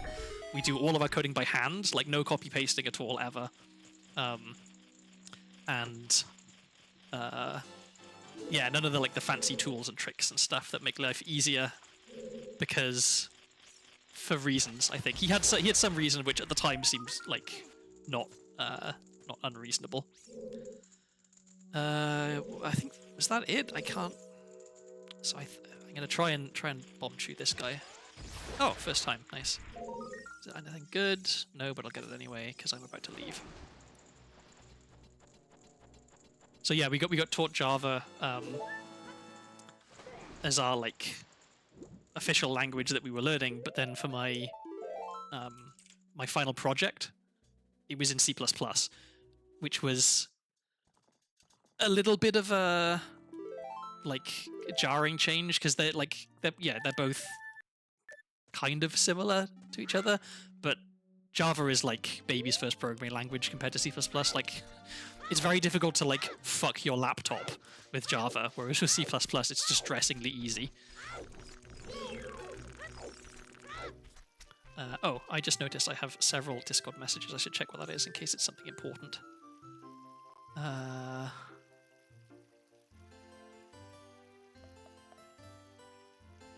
Okay, no, it was just a response to a message I had sent earlier. I made an important discovery earlier today, which is that from my room, even if I don't have headphones on or anything particularly loud happening, I can't hear the microwave timer when it beeps. Because I'd put a pizza in the oven, and I'd put the microwave timer on to beep when the pizza was ready. And then I thought, that pizza's been in the oven for quite a while. I don't remember exactly when I put it in, but I swear it should have come out by now. And I went down and checked, and it wasn't on fire and it wasn't burnt, but it was certainly quite crispy. So yeah, narrow escape. Where am I going? I want to plant a bean at Lake Hillier, I think, because that opens up some checks for me.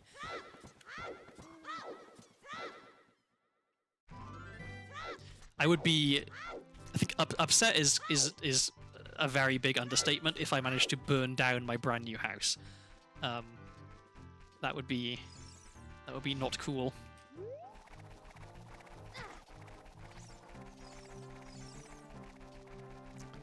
And I guess, oh, I can, yeah, I can. Well, I guess it doesn't hurt to plant the bean in Garuda Valley. So I should do that because I need to get the piece of heart behind the waterfall there anyway. Yeah, this seed it's a little rough.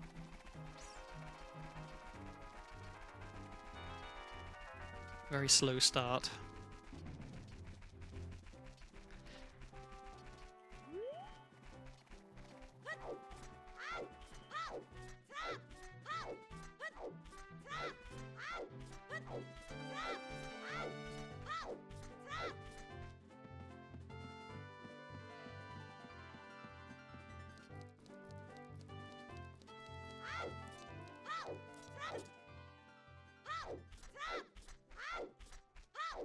Oh god! So I've never used Emacs because at my job the standard tool that we all use is Vim, and I understand that there's like quite some rivalry between the two camps as to which is the superior text editor. But if Emacs is anything like Vim, it is just a nightmare to use. Like, I could understand people using it if you're on like really like bare like Linux or something without like a UI or anything, but there is no conceivable reason why you would do any kind of text editing in those programs these days. I feel, and I understand the argument of like, oh, once you learn all the shortcuts, it's so efficient, but like so is using an IDE which has all this stuff built in to make life easier for you. Like, I don't know.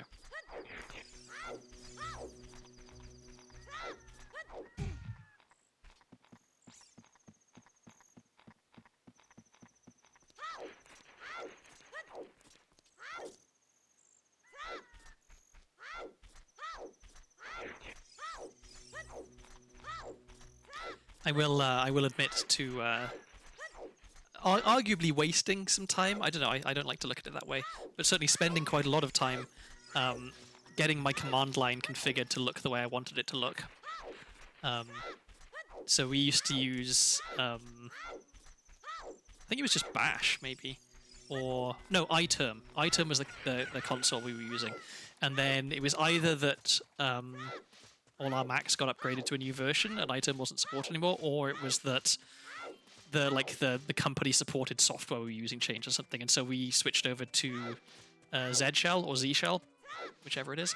And so I had to kind of reconfigure everything to get it the way I wanted it to be, which took an embarrassing amount of time out of my day. But I contend that my command line looks very, very nice now, and it has built-in support for like Git and stuff like that, so I can see all my Git stuff just there without having to type any commands.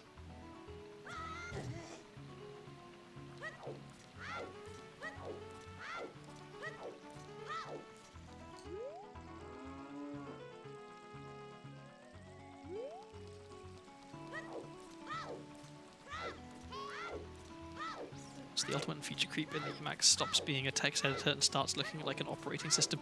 Yeah.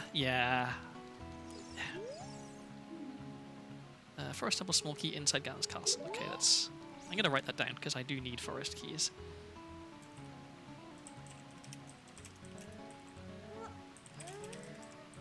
Okay. I feel like some people, especially like older developers, are in like abusive relationships with their text editors, where it's like you don't need to keep putting yourself through this. You can leave. Emacs can't hurt you anymore. Like, just use IntelliJ or whatever. Okay.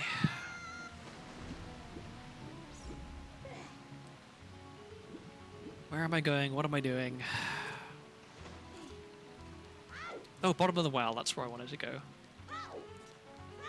What's the quickest way to CAC? I think it's to save warp.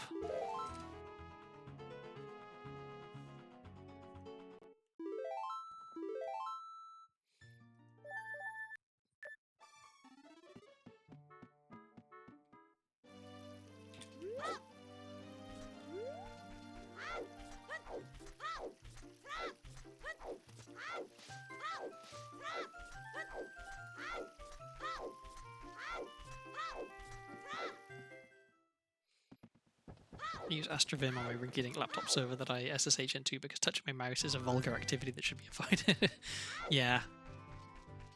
So I have a tool on my work laptop which is like supposed to be like helping you prevent getting RSI basically by like it tracks how much you've been using a mouse and how much you've been using a keyboard, and after it reaches some threshold it'll pop up a thing saying, hey, you need to take a break, which is good in that it forces me to take breaks, but bad in that it also has a skip break button, which means that if I'm busy or like concentrating on something, I just don't take a break. But yeah, like it tracks your how much you've been using a mouse and how much you've been using a keyboard, and I was surprised to see that I use my mouse a lot more than I thought I would, even when I'm like, you know, deep in the code mines, just typing away at code, because I guess it turns out that I like to highlight blocks of text, or I like to, like, I don't know, click on things occasionally, I guess. So yeah, I end up using my mouse a lot more than I might think.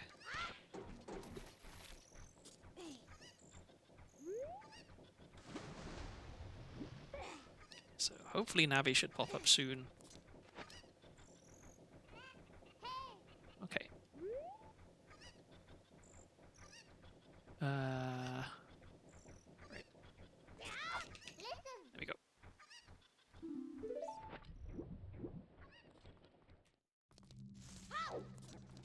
Alright, so I'm going to do the 2 underwater chests first, I think.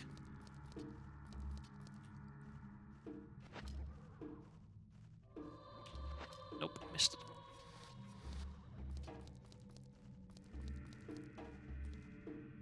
That's the button. Missed the timing again. This is not a difficult trick, I just think I'm quite rusty. There we go. Now Link is weird.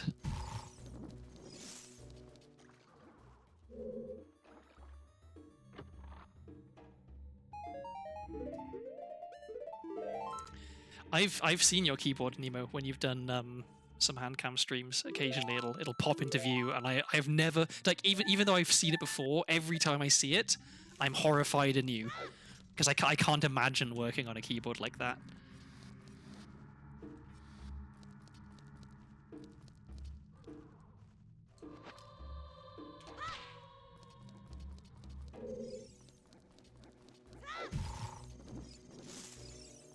Whoa, camera please.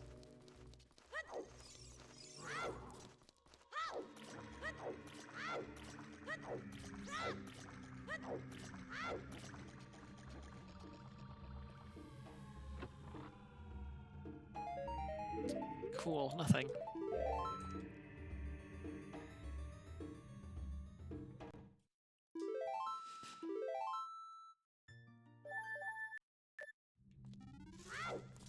Okay, got 18 bomb chews, some amount of health. I could try and do the trick that I failed last time, where I clip through to get to where Dead Hand is. Oops. I'll leave that till last because I do not want to have to do that if I don't. Well, I don't want to try and do that if I don't have to, because I'm not very good at doing it. Because who knows? Maybe I just find Zelda's Lullaby and then I find an Ocarina, then I don't have to worry. There's a hook shot. Okay, that is fantastic. Okay, all my worries are over. I have a hook shot and I know where the other hook shot is, which is a rare occurrence. Once again, bottom of the well proving loaded. because I also know that Zelda's Lullaby is down here, as I just found. It's like salty licorice in that I find it quite nice, but I get how others don't understand it at all. I think when it comes to food, there's quite a lot of stuff that I find quite nice, which it's not even that I understand that other people don't like it. It's that I understand why other people will be horrified by it. I have a few bad food habits that developed when I was a student, I think. The number one most egregious that people have like stopped me when I was in the middle of cooking it to be like, what are you doing and why? Is the triple decker grilled cheese with peanut butter, barbecue sauce, and mayo, which is I contend pretty tasty, but also a thing that should not exist.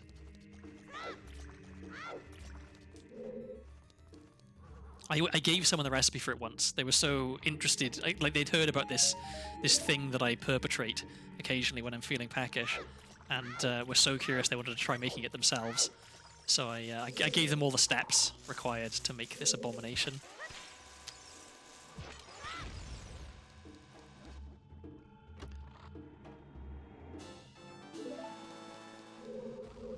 I understand if you have questions. So, it's like there's some history to why this thing exists, which is basically me being by myself in the house as a teenager before I could drive on the summer holidays with no one around, being hungry and just like trying to make something that wasn't just toast. And it started with the logic of, I like X ingredient and I like Y ingredient. What if I try them together? And so it just it built up from there, basically. But yeah, so the way you make this thing is, you get your 3 slices of bread, you cut some cheese, cheddar cheese for preference, mature cheddar or sharp cheddar, if you prefer. Oh, I can't do anything in here. Let me check the basement. Yeah, so you get your cheese, you get your peanut butter, you get your barbecue sauce, and you get your mayonnaise. So you put a bit of mayonnaise on 1 slice of bread, then you put the cheese on top of that, and then you put the other slice of and then you mayonnaise, cheese, peanut butter, then barbecue sauce, and then you repeat. So then you put another layer of bread, and then another mayo, cheese, peanut butter, barbecue sauce, in that order. Then you close the sandwich up. And then you put a little bit of mayo on the outside so that when you grill it, or like put it in the pan to make it a grilled cheese, right, that it browns nicely on the outside. And then, yeah, just cook it till the cheese is melted, cut it open, and eat it. I say cut it in half and eat it. I just found hookshot. I'm not going to bother getting the 2 dead hand checks because I got the item that I wanted to get from here, which is Zelda's Lullaby, and I also got hookshot. So now that I have hookshot, I'm going straight back to adult, and I'm going to do a bunch of stuff, because I can do a bunch of stuff with hookshot. So yeah, that is the abomination grilled cheese that I make sometimes. I haven't made it in ages, actually, because it is a little bit of a hassle to make, and it's not that good. It's just quite a lot of grease and fat. My go-to for, like, it's a weird comfort food, but I call it depression noodles, because I used to make it when I was really depressed, because it was very easy and it made my brain happy, because again, it was just a lot of fat, basically. Which is, you take so ideally, well, see, now this is the hill I'm going to die on, is that cheese and peanut butter, especially melted cheese and peanut butter, is an excellent combination. I stand strongly by this. I'm not a fan of peanut butter with sweet stuff. I like peanut butter with savory stuff, and so cheese and peanut butter is a winning combination for me. And so on that note, depression noodles, you get a packet of super noodles, which is a UK. It's kind of ramen, but it's not really ramen. But it's in that sort of family of, it's like dried noodles that you cook with boiling water. Get a packet of super noodles. So the best flavors are, the bacon flavor is pretty good. The chicken flavor is okay. The curry flavor is, I think, the best. If you're feeling fancy, or extremely gluttonous, you can actually use 2 packs of super noodles and mix 2 different flavors. So the best depression noodles I ever made was combining chicken and curry flavor noodles to have kind of chicken curry flavor. So yeah, you take your packet of noodles, you open it up, you take out the little flavor like dust packet, you leave the noodles in the bag, and then you crush all of the noodles in the bag, and so they're in little tiny bits, because this dish doesn't work with the noodles being long. Those were prawn-flavoured British Army ration pack noodles. But from the fancy ration packs, not the expired ration packs, because our school had a big stock of both, and I guess they figured if royalty's going to be there, we want to break out the good ones. And good is definitely a relative term here. But yeah, so depression noodles. You crush up all the noodles in the bag, then you pour them into a like a Pyrex jug, and then you boil some water, you add the boiling water, you add the flavor sachet, you stir it around, you put it in the microwave, and you start microwaving it. And getting the amount of water in there correct is important, because what you want to do is have it not boil dry exactly, but have it have no sauce, but be cooked. So you have to get the right amount of water in there so that you can boil it in the microwave effectively to not be too like wet and sloppy, I guess. And then once it's kind of done, or slightly before it's done, you cut up a bunch of cheese, again, mature cheddar cheese for preference, into little bits.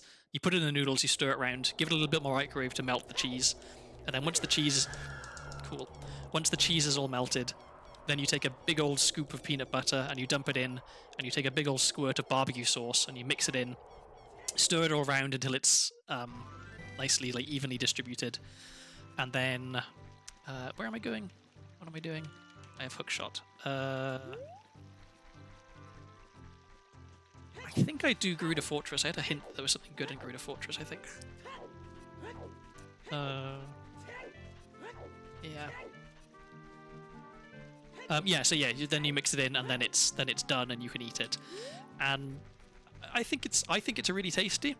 It is extremely greasy and oily because of the peanut butter and the cheese, and like noodles aren't exactly super healthy for you to begin with, which is why I don't eat it very much. But I stand by it as being a delicious meal, even though it is also clearly an abomination. Like, I'm not trying to say that it's good food, but I will say that it's tasty.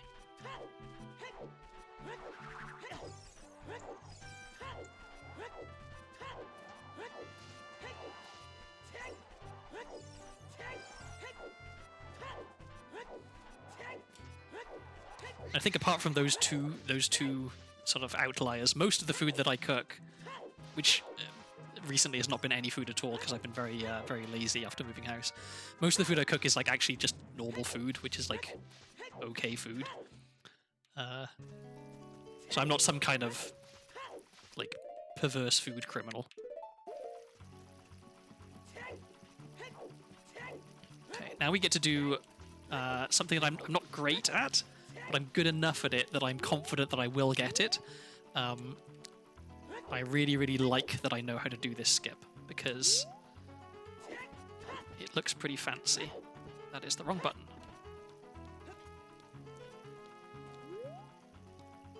I'll never be self-conscious about my sustenance on tinned fish and various animal livers. I went through a stage in school, secondary school, of... wait, sorry, I need to concentrate. If I try and tell a story while I'm doing this trick, I will fail to do the trick.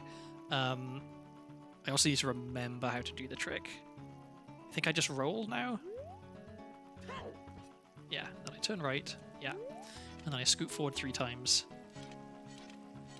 1, 2, 3, okay. And then I get this out, and then I have to do a hookshot extension, which is... You look down, and then you... Oh, I want to do this because I don't have my button set up properly. I want this to be here, I think. So, look down, and then... Was that right? That was not right.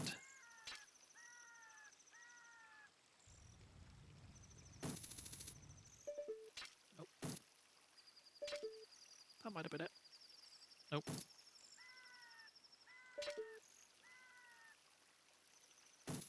Oh, I'm at the wrong angle. That's why it's not working. Shit. Okay, I think that was it. Now I've got to try and find the angle, which is going to be awkward. I think I might. I think I need to just set this up again because I screwed it up.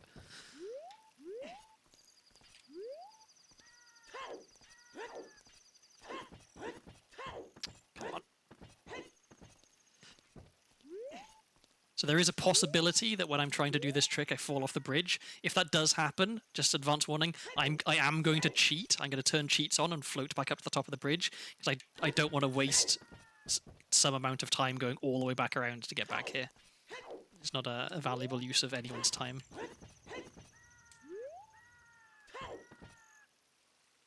Shit. I bigged up that I can do this trick and then I'm consistently failing to do the trick. Fuck's sake.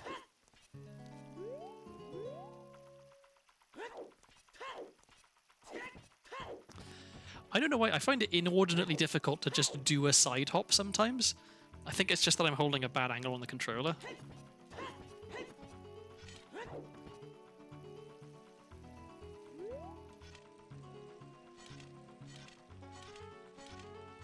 One, two, three, okay.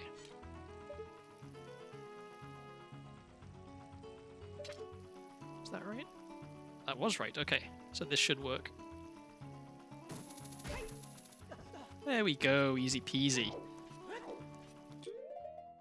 So yeah, I'm very glad I know how to do that trick, because if I didn't know how to do that trick, then a lot of stuff would be impossible for me in this game. I think I want to hang around until it's nighttime and get the two sculptures here. What time of the day is it now? Pretty early. But yeah, I need it to be nighttime when I go into Greater Fortress anyway, so...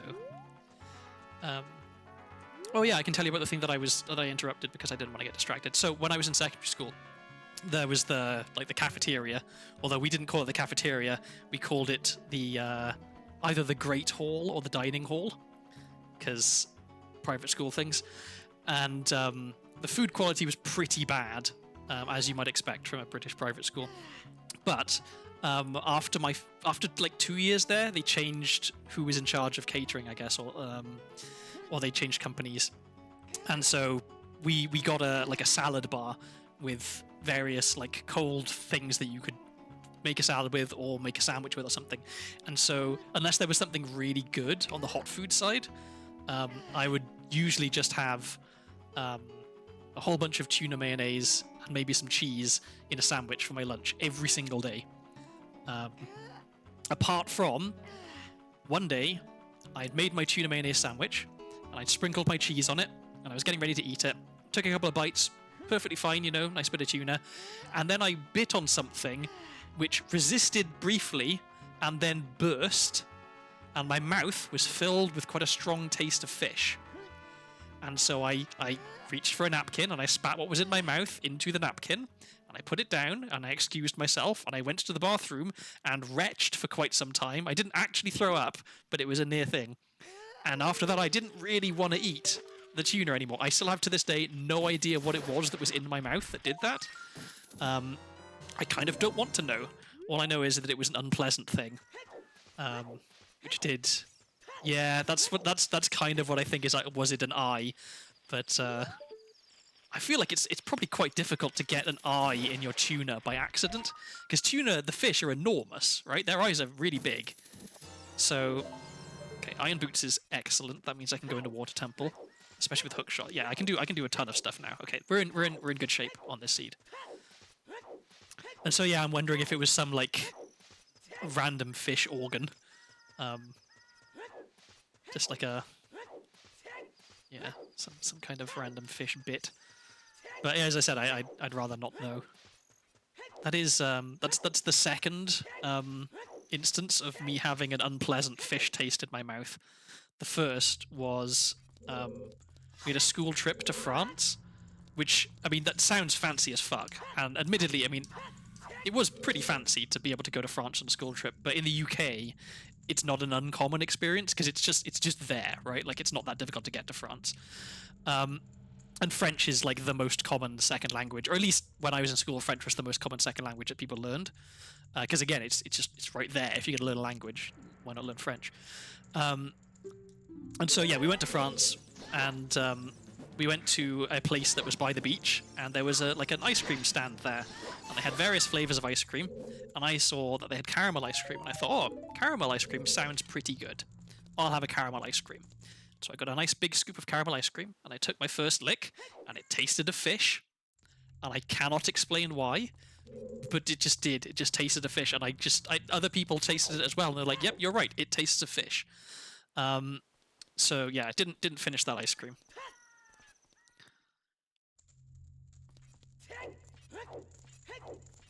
All of the other times that I've eaten something that tasted of fish, it's been kind of expected that it tastes of fish. Although I don't actually like the taste of fish very much, like oily fish in particular. Like, I'm not a big fan of salmon. I don't like mackerel. A bit of like cod or like halibut or something is okay because they don't really taste of anything.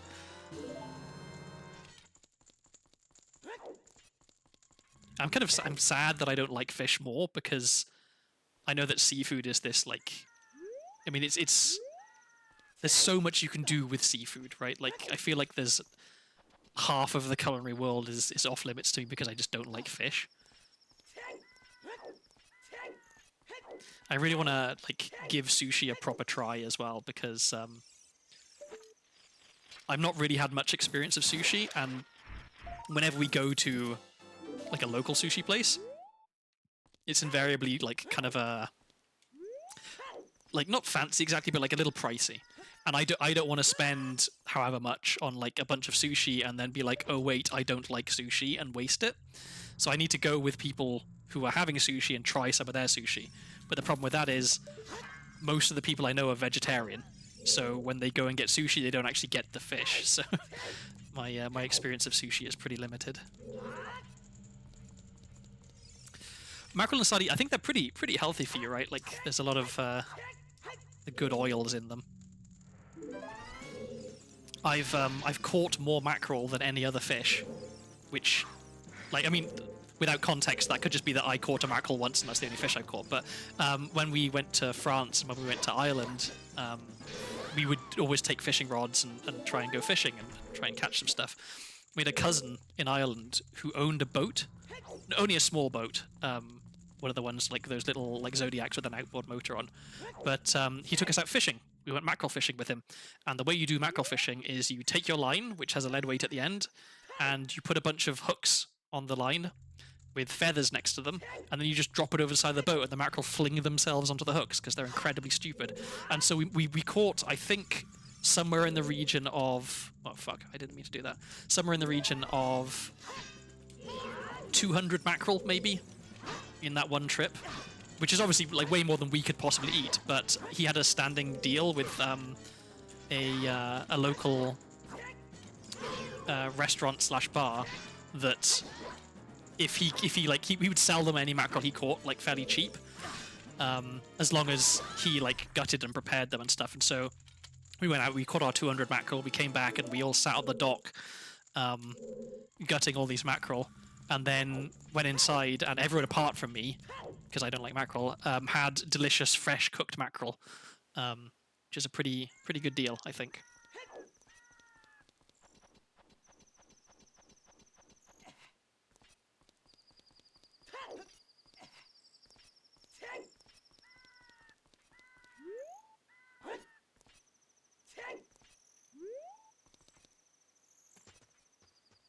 Come on, there we go. So if you get the camera angle just right, you can sneak past the guard there. They're cold, and so they don't load and they don't catch you. Apparently they used to be avoided in England because when they go off in about a day if you leave them raw. And they used to think the corpses of drowned sailors. Well, yeah, understandable why people would not want to eat them. Also, I mean, in the UK, it's not like there's a shortage of other fish. Like, it's an island nation, you're never that far from the sea, plus there's all the rivers and stuff. So I imagine British people could afford to be a little picky about which fish they did and didn't eat. And there is hover boots. That is very good. That reminds me I should put boots there. What do I have here? So I will want to go to Lake Hillier at some point. Now that I have hover boots, I can do... Yeah, okay, we're in good shape. So I don't have any Garuda Trainer and keys, but I have bow, I have hover boots, and I have iron boots. If I had an Ocarina, I could full clear all of the non-key checks there. I think I should probably still go in. So this is one of my favorite tricks that I know how to do, if I can do it. You walk up that little edge there. Which is to get somewhere you're not supposed to be up here. You stand just right and you side hop off the edge, and then you get stuck to the ceiling. This is called anti-gravity, this glitch. And because you're stuck to the ceiling, you go above the loading zone, or the loading trigger, which is like in that little passageway. Because you went above it, this area doesn't load, which means the guards aren't here. More importantly, the gate to enter this place isn't here, so you can walk directly in. I like that trick. It feels good to do, because it's not that difficult, but it gets you into somewhere that would otherwise be very difficult to get into. But you got to remember, this is the UK you're talking about. If it's possible to find the blandest version of something, that is what the English specifically will want to eat.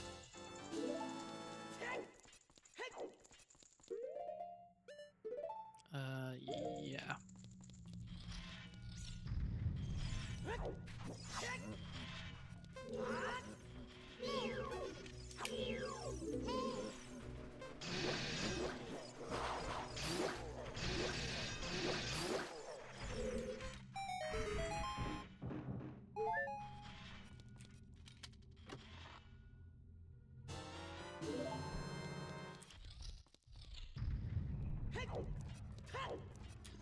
Thinking about cod has me thinking about fish and chips, which reminded me that there's a British pub here in Portland, which normally hearing British pub in America, like, you know, my eyebrows raise and I start thinking, okay, well, how bad is this going to be? But I went there, and the decor and stuff is almost correct in that they have a whole bunch. So it's called the Horse Brass Pub because they have a whole bunch of horse brasses on the walls, which is a very, very like authentic British pub thing to do. They also have a bunch of like old photos, which is again very, very like on brand for a British pub. The thing that's kind of a bit weird and wrong is that all the old photos are just kind of like of random British stuff. In a real pub, they'd be old photos of like the local area and things like that, which obviously doesn't really work in Portland because the local area is Portland, not here in England. But yeah, so the decor was pretty good, and the food was absolutely spot on correct for what it should have been. I had a sausage roll, which was spectacular. I had a Scotch egg, which was pretty damn good. The chips were like British chips. And so I was like doing a bit of Googling to be like, how did they get the food so right? And it turns out the owner was American, but he hired like a British couple to not only cook the food, but also like design the menu and everything. And so that's why all the food is so authentically British. And now I want to go back there again, because I want to have a good sausage roll and some... it's an Ocarina that is really, really good. I am happy. Yeah, I want to have some good British food without actually having to go all the way back home. I plan to go home for Christmas this year, so I'll get to fill up on good British food. But until December, I have to find some way to make do, I guess.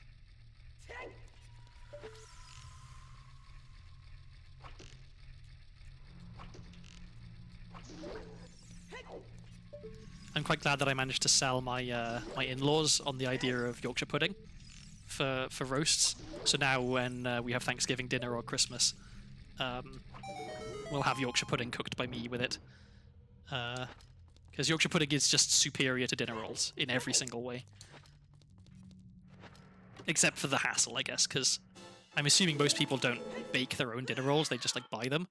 Whereas Yorkshire pudding, you have to make it. Like, you can buy, in the UK at least, you can buy frozen Yorkshire puddings, but it's just not right. It's just not the same.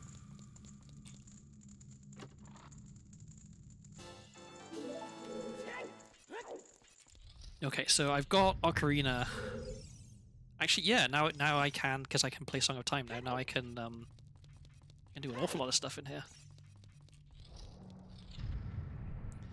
I have Requiem, so I should also play Requiem once I'm done in here.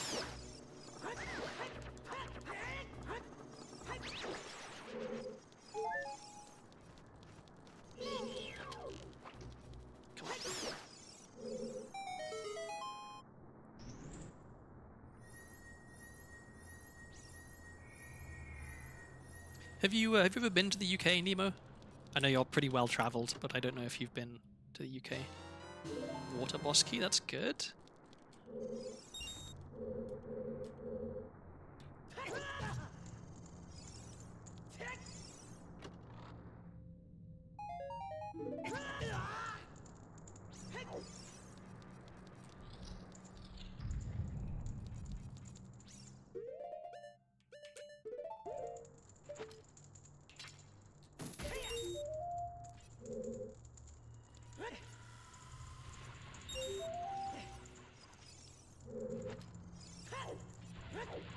Oh wait, I wanted to play Song of Time. I feel like I don't need to tell you this, but I'm reasonably sure that you would have a good time if you visited Europe. You seem like someone who would appreciate the vibe of Europe, and to a lesser extent the vibe of the UK, even though it is no longer in Europe.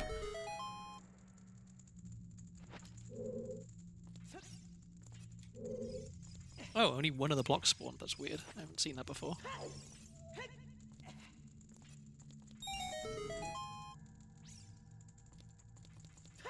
I decided that one of the things I want to try and do on this stream, if I build up a little bit of a following, is be an unofficial member of the Tourist Board of Wales.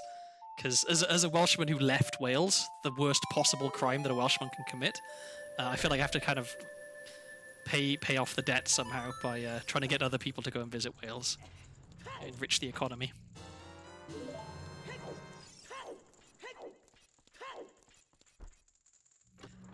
Actually have a. Oh, I'm getting a lot of good items. This is nice. I have a very dearly held desire to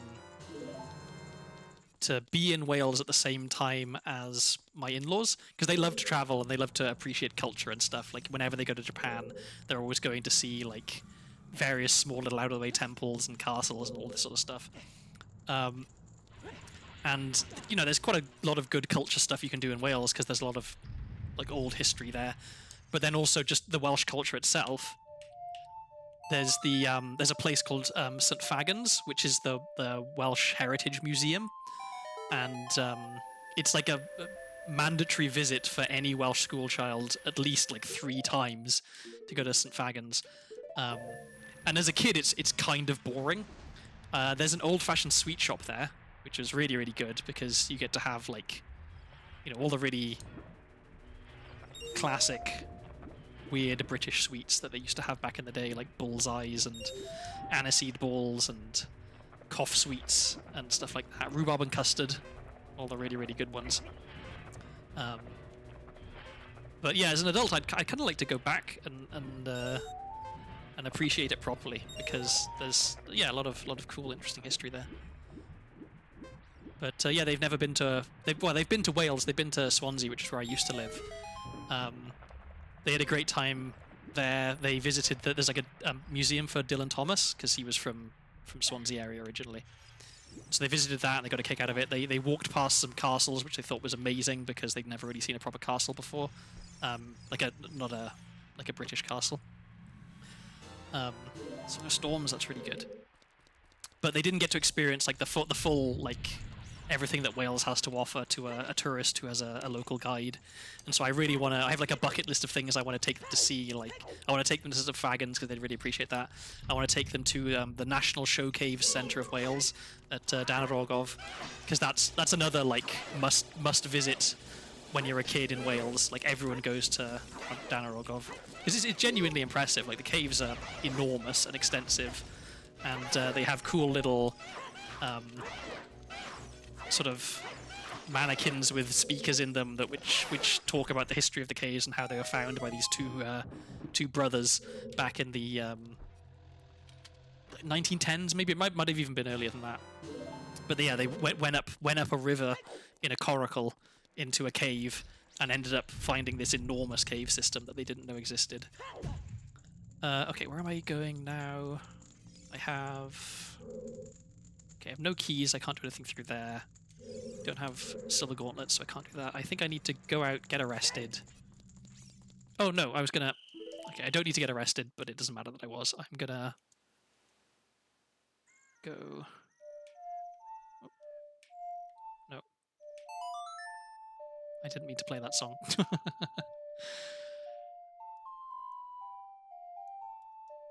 No. There we go, finally. Forgetting how to play stuff.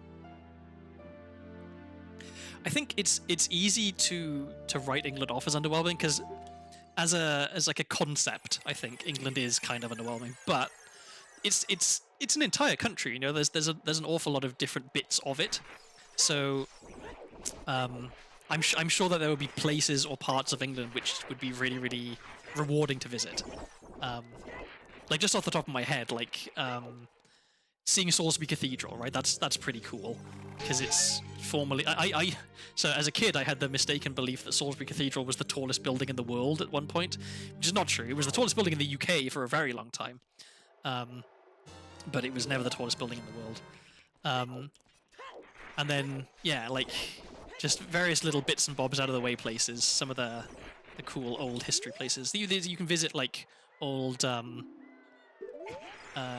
Roman towns and stuff like that and see, you know, history from more than 2,000 years ago, which is pretty neat. But yeah, I think a lot of it is just a bit naff, innit?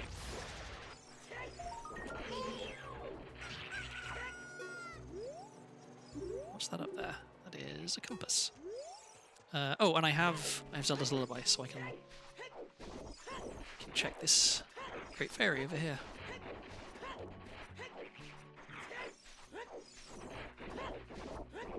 If only I had Sun Song. Because I feel like I might need to stand around and wait for it to be night again so I can check the last culture here. Although, actually, no, I don't need to do that. I have the Warp Song. I can come back anytime I want.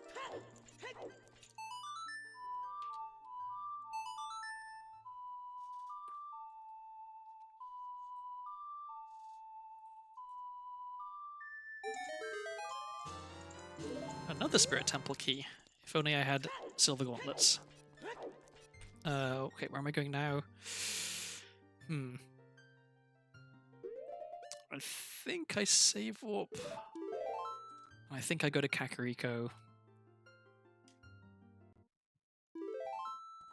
So London is such a big city that it's like any other big city.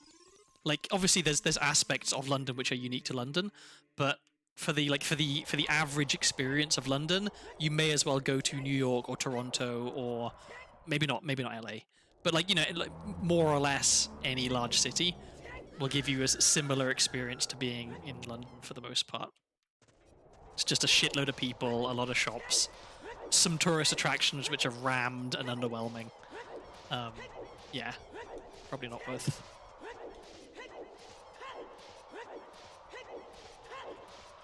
I think if you have a local guide that could help, like I have oh, Mirror Shield, that's nice. I have a friend who lives in London. I went to school with him actually. He interesting character. He was originally, I think he was born in London, but then he ended up moving to Newcastle Emlyn, which is a small town in South Wales, where he was not having a great time because he still had an English accent, which is a hard thing to have in rural Wales. And then he ended up going to the private school that I went to, which was very, very rugby focused and very, very Welsh. And so he didn't have a good time there either because he didn't play rugby and he wasn't Welsh.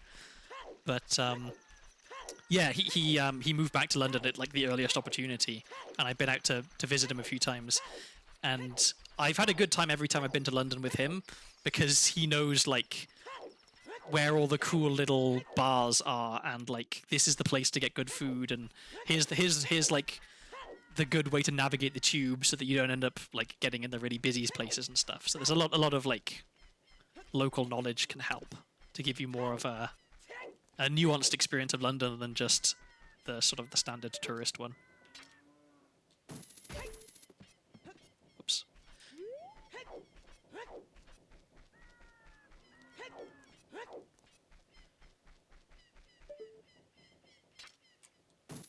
Oh, I can do Composer's Grave as well because I have Lullaby, and I also have some means of making fire, which is nice.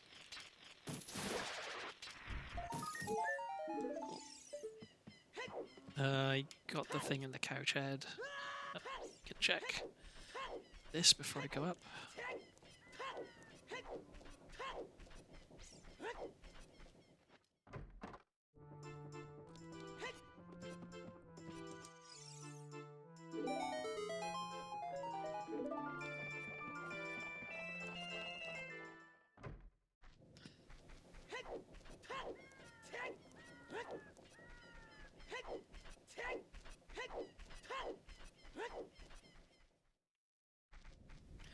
I'm definitely biased because it's where I lived for a big chunk of my life, or at least I either lived in it or near it. But I think Swansea is quite a nice place in South Wales to visit. Composer's Grave, because it like legally it is a city, but it's basically a town. Like it doesn't feel like a city, and it's got enough of the benefits of being a town. Like you're not going to be like unable to find stuff if you want to find a particular thing, but it's not like it's not overwhelming with people and stuff. It's small enough; it's really easy to get around. It's right on the coast, so like the beach is right there. Not that it's not like a particularly nice beach. It's always raining anyway, but it ticks a lot of boxes, I think, if you wanna visit somewhere. So yeah, go to Swansea. And then I guess if you're going to Swansea, you're pretty close to the Gower Peninsula, which is an area of outstanding natural beauty, is its official designation.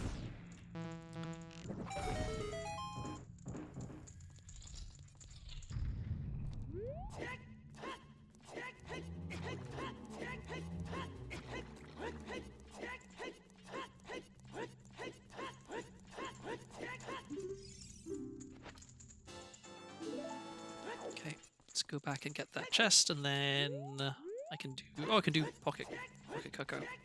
Although it needs to be day for me to do that fully. So, I guess, but I want to go up.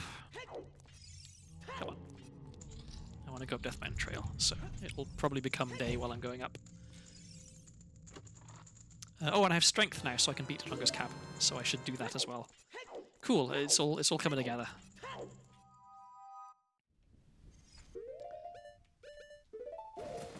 I have hookshot, so if it comes to it, I can hookshot jump up into Shadow Temple. But hopefully it doesn't come to it, because I'm not very good at that.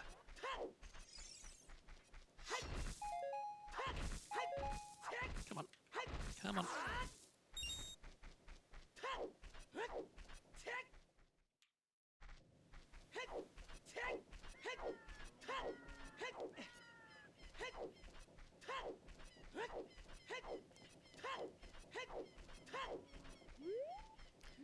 So I should think a little bit. So I can beat Dodongo's Cavern, so that's 1. If I find Slingshot, I can beat Decatree, which would be 2. I can currently not beat Water Temple. I'd need Hammer, I think, or Longshot.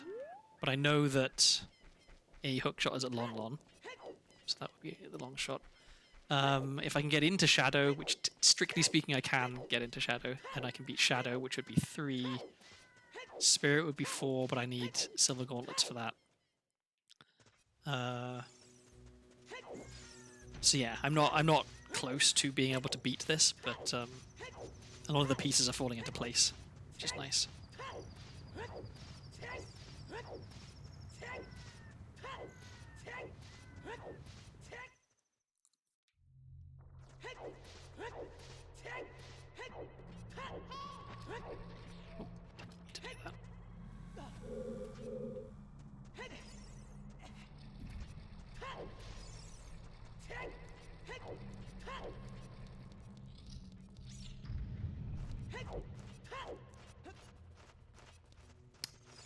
Gonna push this block again, annoyingly.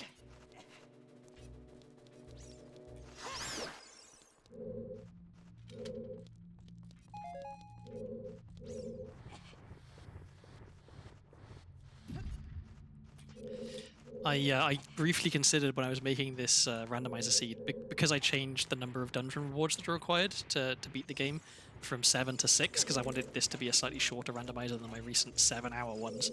I considered making it so that you don't start with the Master Sword as Adult Link, and you have to find it. I'm very glad I didn't do that, because it would have made the seed even slower at the start than it was.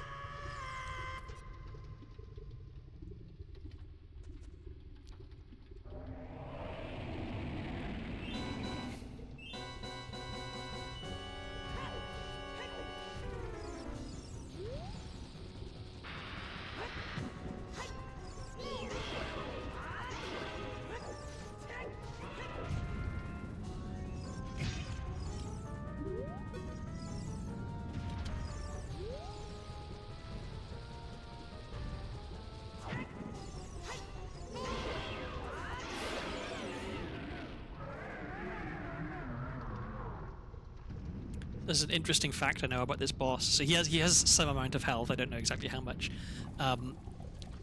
And so when you throw a bomb into his mouth, that does damage to him. When you hit him with a sword, that does damage to him. So if you come into this fight with Begoran's sword, which does twice as much damage as the Master Sword, you throw the first bomb into his mouth, and that does some damage. Then you jump slash him with the Begoran sword, that does some damage. Then when you throw the second bomb into his mouth, it would do enough damage to kill him, except he can't be killed by the damage of the bomb exploding, and so he's like technically at 0 health, but you still have to hit him one more time with the sword before you kill him, and so using Begoran sword is actually no faster than using Master Sword in that fight, for that reason.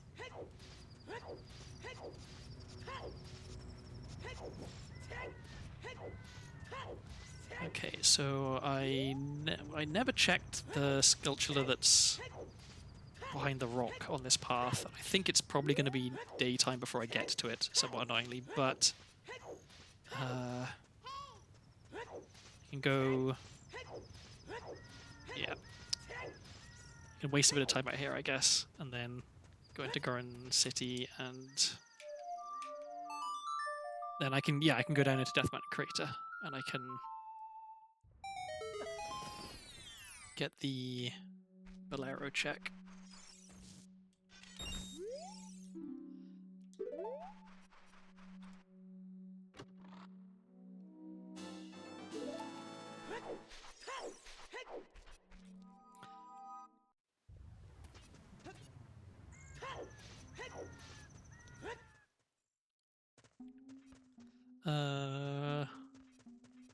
Oh, I have Song of Time, so I can do this as well. That's nice.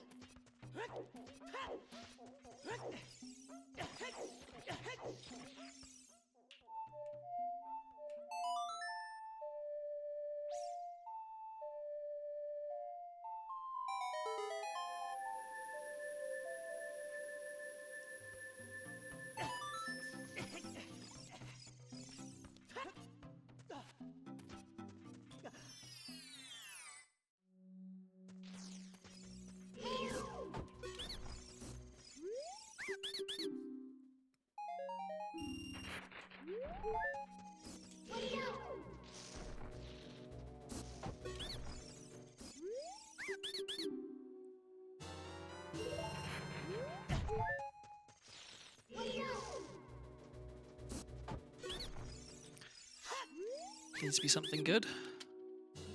Oh, okay. I mean, well, what would be a good item at this point? So, hammer is always good, slingshot would be good, a bottle would be good. And then just boss keys, I guess. Water keys as well, I guess. I want some water keys. I've actually, yeah, I've ticked a surprising number of boxes in terms of good items. I've got both boots, I've got Ocarina, I've got Mirror Shield.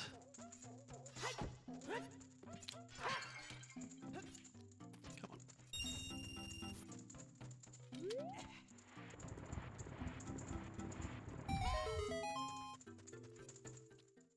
I should send you a video I saw recently where the presenter found an infinite money glitch in medieval Welsh catalogs. Yes, please do send me that video. That sounds very interesting. I was not aware of any laws regarding cats in medieval Wales. I may as well go in here and do some checks. In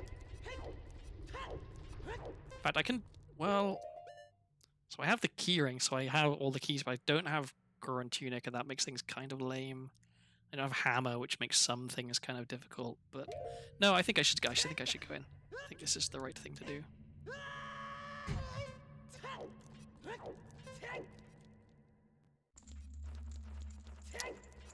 Okay, can I remember this? I think the answer is probably no, but I'm gonna try anyway. Okay, so we side hop right, and then we roll, and then we crouch stab twice, and then we retarget. Then we crouch, we hold left, we stab, and then we jump slash, and then we jump slash and hold R. Yeah, I did remember it.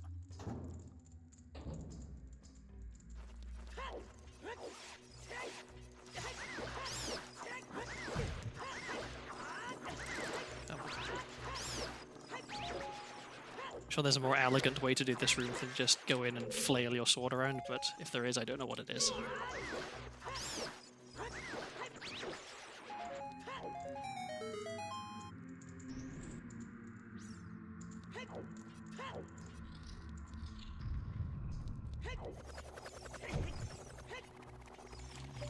Oops, that is the wrong button. Oh, a song. Is that a Pona song? Don't get eaten by the like.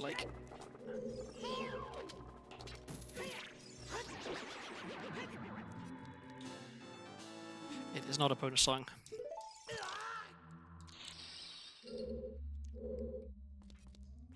Might you have to travel on foot between Dyfed and Gwynedd? That's a bit of a trek. Yeah, Dyfed to Gwynedd. Oh shit! Can I do this? Can you damage him with bomb chews? Yes. Okay. Good.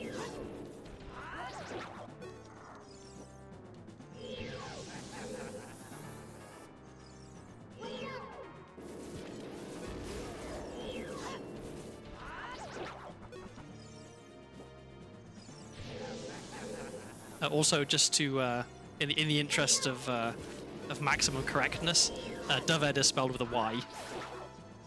But other than that, and one F, because it's a V, not a F. At least I think that's what it is. It's Dyfed's a kind of a weird one. Like it's a historical county. Oh, there's silver gauntlets. That's really good. I'm glad I came in here. And I can't get this. Yeah. So yeah, it's like it's a county that used to exist but no longer does. It's been replaced with Carmarthenshire, but it was relatively recently that it stopped being Dyfed and started being Carmarthenshire. Like I'm pretty sure that I can remember it still being Dyfed, and then not being Dyfed anymore. Like the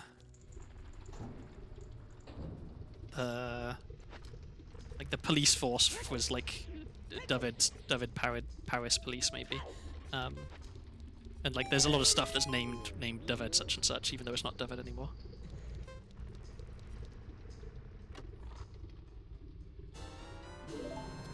More nuts, that's good, I was low on nuts.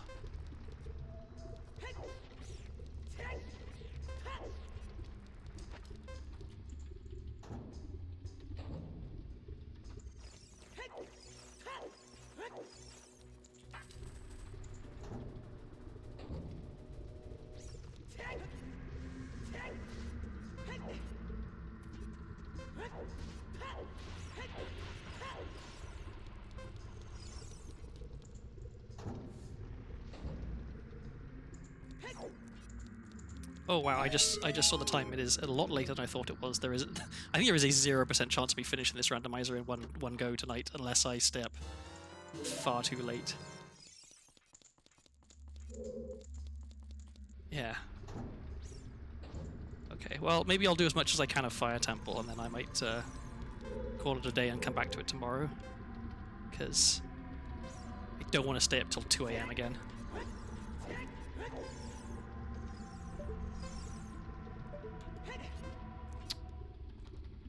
Should have worked.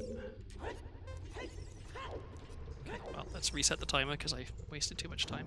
Oh, I have Song of Time. This is a classic example of a trick which is quicker if you don't fuck it up. If you do fuck it up, just do the thing the intended way.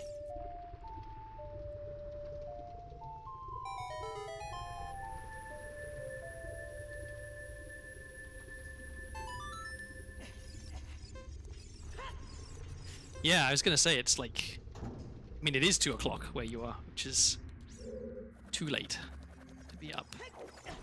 But I very much appreciate you you stopping by and chatting with me. Don't eat me! Don't eat me! Okay.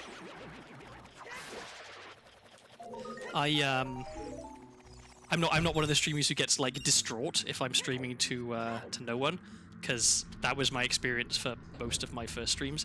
I can just talk to myself and play Zelda, and I'm happy. But it's definitely a much more enjoyable experience if I get to actually chat with someone a little bit. So I appreciate you sticking around. Have a good night and take care. Oh, I just realised as well. My etiquette was lacking. I should have done this quite a while ago, I think.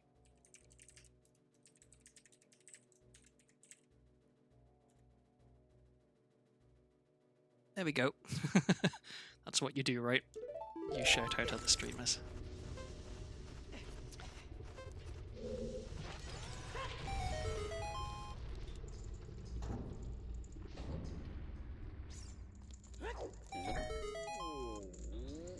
Okay, so I think there's only... I did not mean to talk to the Goron. There's only one check I can't get in here, I think. Oh no, more than one. I don't have Scarecrow Song. That's a bit annoying. Okay, so there's three checks I can't get. 4. But other than that, no, 5 because I can't get the boss key check either. I guess I'll get a bunch of checks in here, which is good. I have the full keyring, which means I don't have to worry about saves coming keys.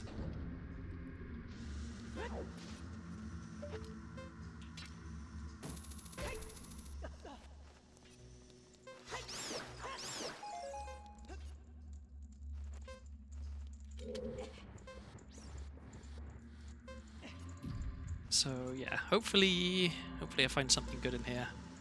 If I don't, it's okay because I already have quite a lot of good items. I guess if I don't full clear this place, then it's gonna kind of suck to come back to it tomorrow because I'm gonna definitely forget what I did do versus what I didn't. Hey there, Game Boy. Nice to see you. Very good timing. Oh, I messed up. I wasn't paying attention. Very good timing. My last active chatter just went to bed, so I was talking to myself for a bit. So nice to have another person here. How was your Saturday? Assuming that you're in a time zone where it was just Saturday.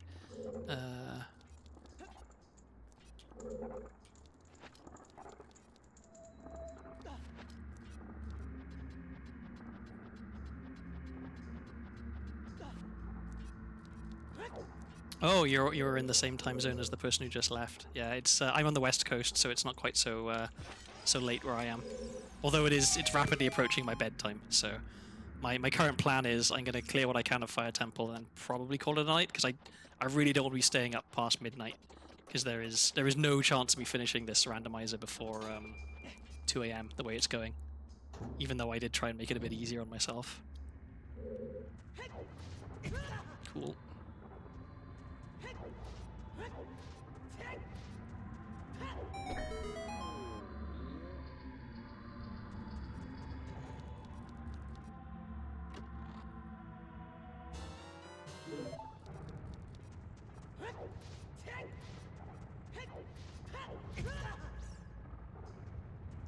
one day I will make it through this room without getting hit by a boulder.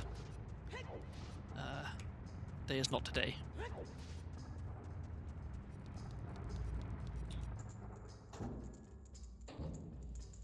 So, if I think ahead for tomorrow, the only thing I'm really missing... Well, I guess, okay, so I don't strictly need a boomerang because I got a hint that Jabba Jabba was junk. There's no good items in it, which is astounding, and also good news. Hi, Sun X the Demon Lord. I hope I pronounced your name correctly, and that it is Sun X and not Sonks. Maybe it is Sonks.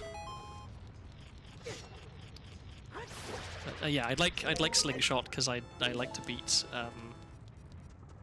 a Deku Tree, and I need Slingshot to beat Deku Tree. And I guess Hammer would be nice because then I can, if I find Fire Bosky, I can beat Fire Temple. But other than that, I feel like I'm in pretty decent shape. Like, I've got magic, I've got fire and ice arrows, I've got a bow, I've got hookshot, I know where longshot is. I've got explosives, I wouldn't mind having bombs. I've got an Ocarina, I've got storms and Zelda's Lullaby, which is both very good. Pona Song would be nice to have, I guess. But yeah, other than that, I feel like I'm in pretty decent shape here.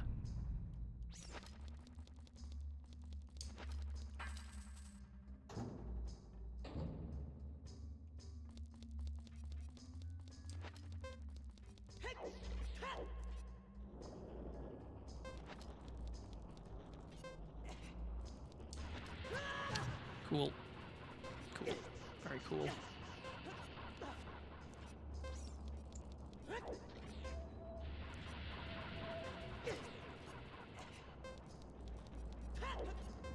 I don't have much time. Let's get out of here. Okay, so I don't have Scarecrow Song, so I can't go up there and get the Scarecrow check. What I can do is...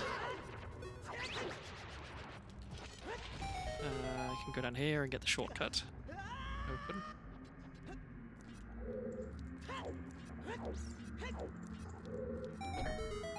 I'm sad that I didn't have bombs when I came in here, because I know the trick to skip that whole section where you have to climb up the thing. You can like clip through the wall from up above and land down here, which is neat. But alas, I did not have bombs, so I couldn't do that.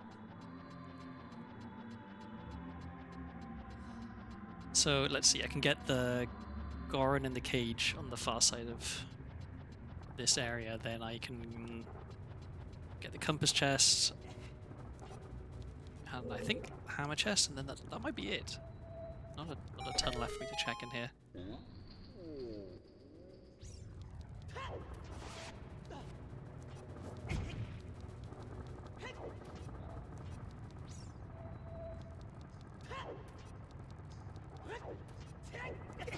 Whoop.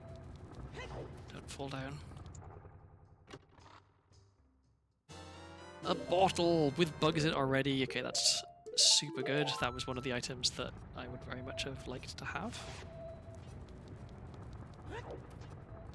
So I guess I'm going back to Child sometime fairly soon so I can do all of the bottle related stuff.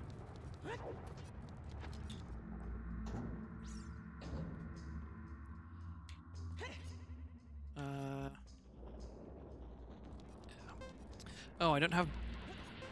Because I don't have bombs, I can't super slide through all of... I can't super slide through all the flames in the next room, which is a shame. It's going to take me some time to go all the way around.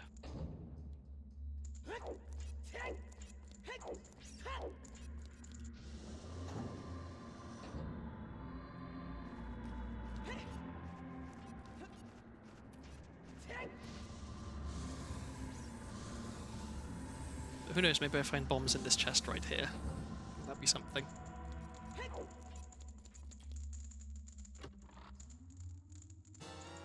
Oh, the Goron sword is also good.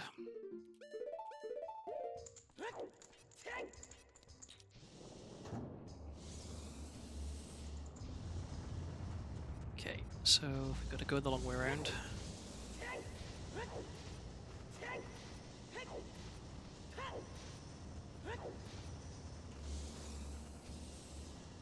Very sure that I do not know my way through the fire maze.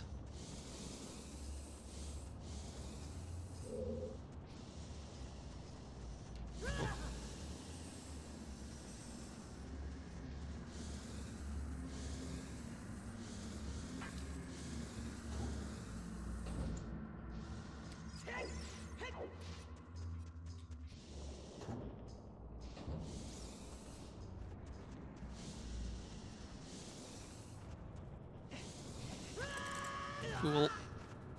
I hate bats. I guess strictly speaking they're not bats, they're geese.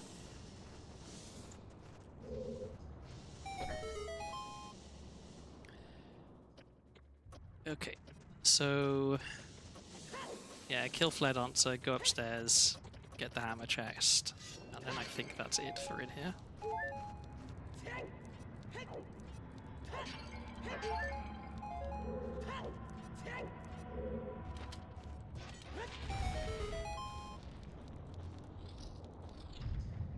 Oh, and I don't want Bigoron Sword for this.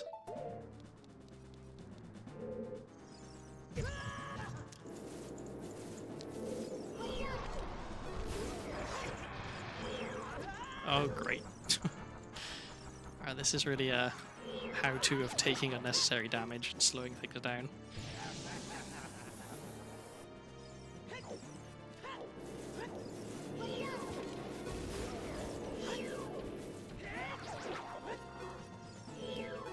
Okay, one more hit, and then...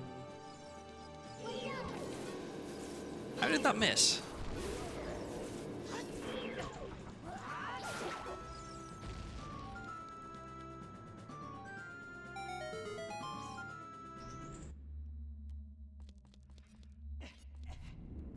I'm trying to think, is there anything that I want to do after I get this last check? Because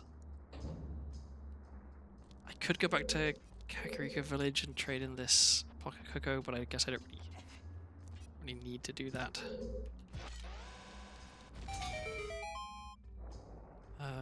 Yeah, I think actually, maybe what I do is I go back to Temple of Time and I turn back to Child, because then when I start again, I'll be Child with a bot full of bugs in Kakiri Forest, which is kind of where I want to be. And I'll have Ocarina, so I can do the Ocarina game. Yeah, I think that's a sensible plan.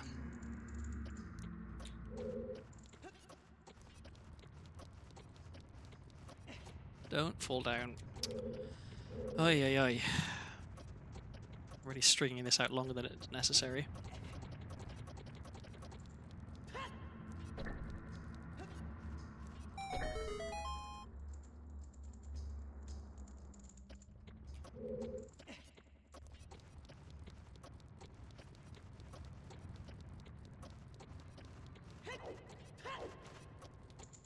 Okay, if this isn't hammer, then I'm done in here.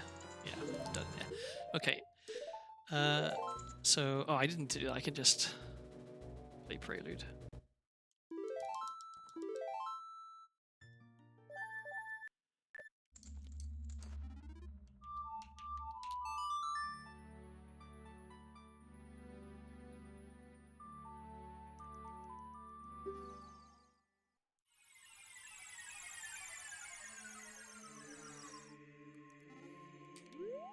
Okay, so yeah, I will go back to Child, and then yeah, there's a bunch of stuff I can do as Child when I start again. But I think that's gonna be it for me for tonight. I don't wanna stay up too late. So actually, let me think. Do I want to do anything before I leave here as Child? Because if I save and then load, I'll be back in Kakiri Forest. I guess the only thing I can do is the Great Fairies Grotto. I'll do that first. So, not quite the end, but yeah, once I check the Great Fairy Grotto, that will be it for me for tonight, I think.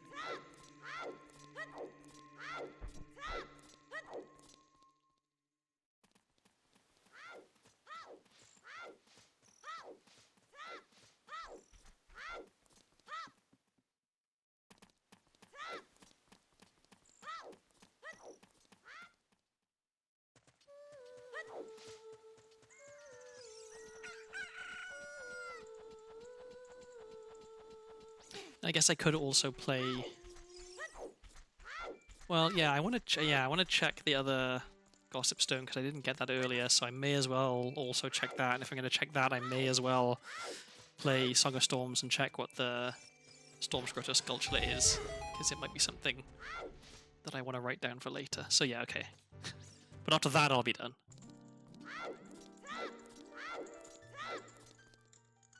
Oh yeah, I need to equip Ocarina. And I will want Bottle for later.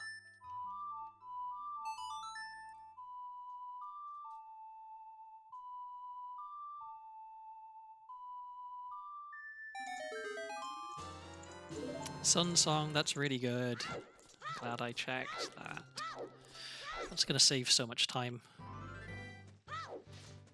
Oh, and I can also get the Sun Song Grave check now as well, which is nice. It's all the checks in Graveyard. Oh, apart from...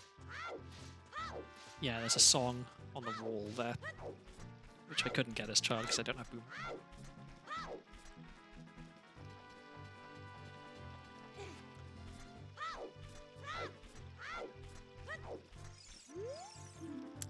Okay, nothing useful there.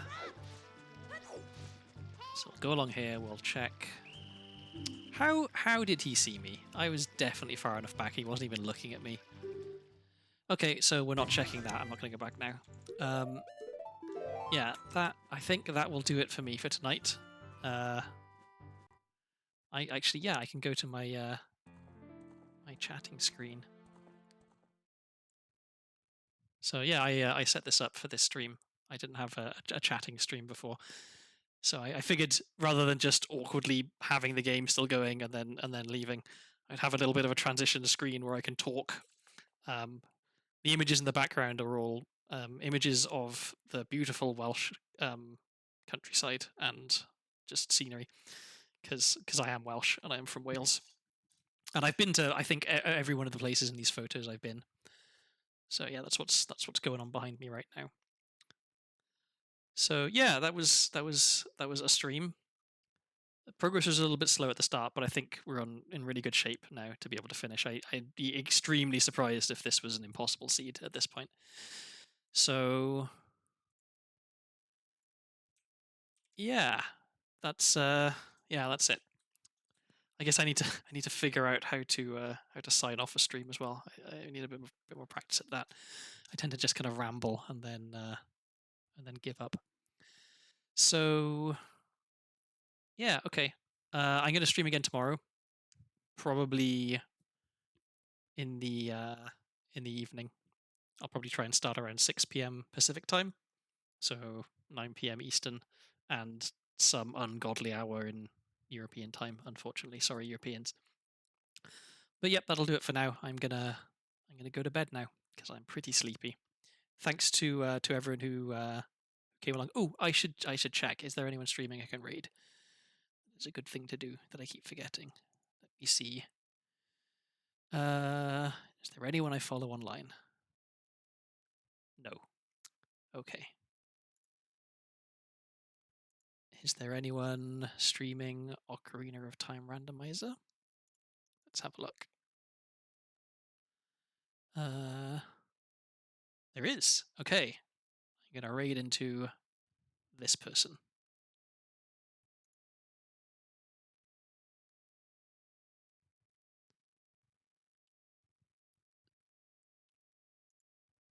So how do you do a raid? Here, this is the button you press to do a raid.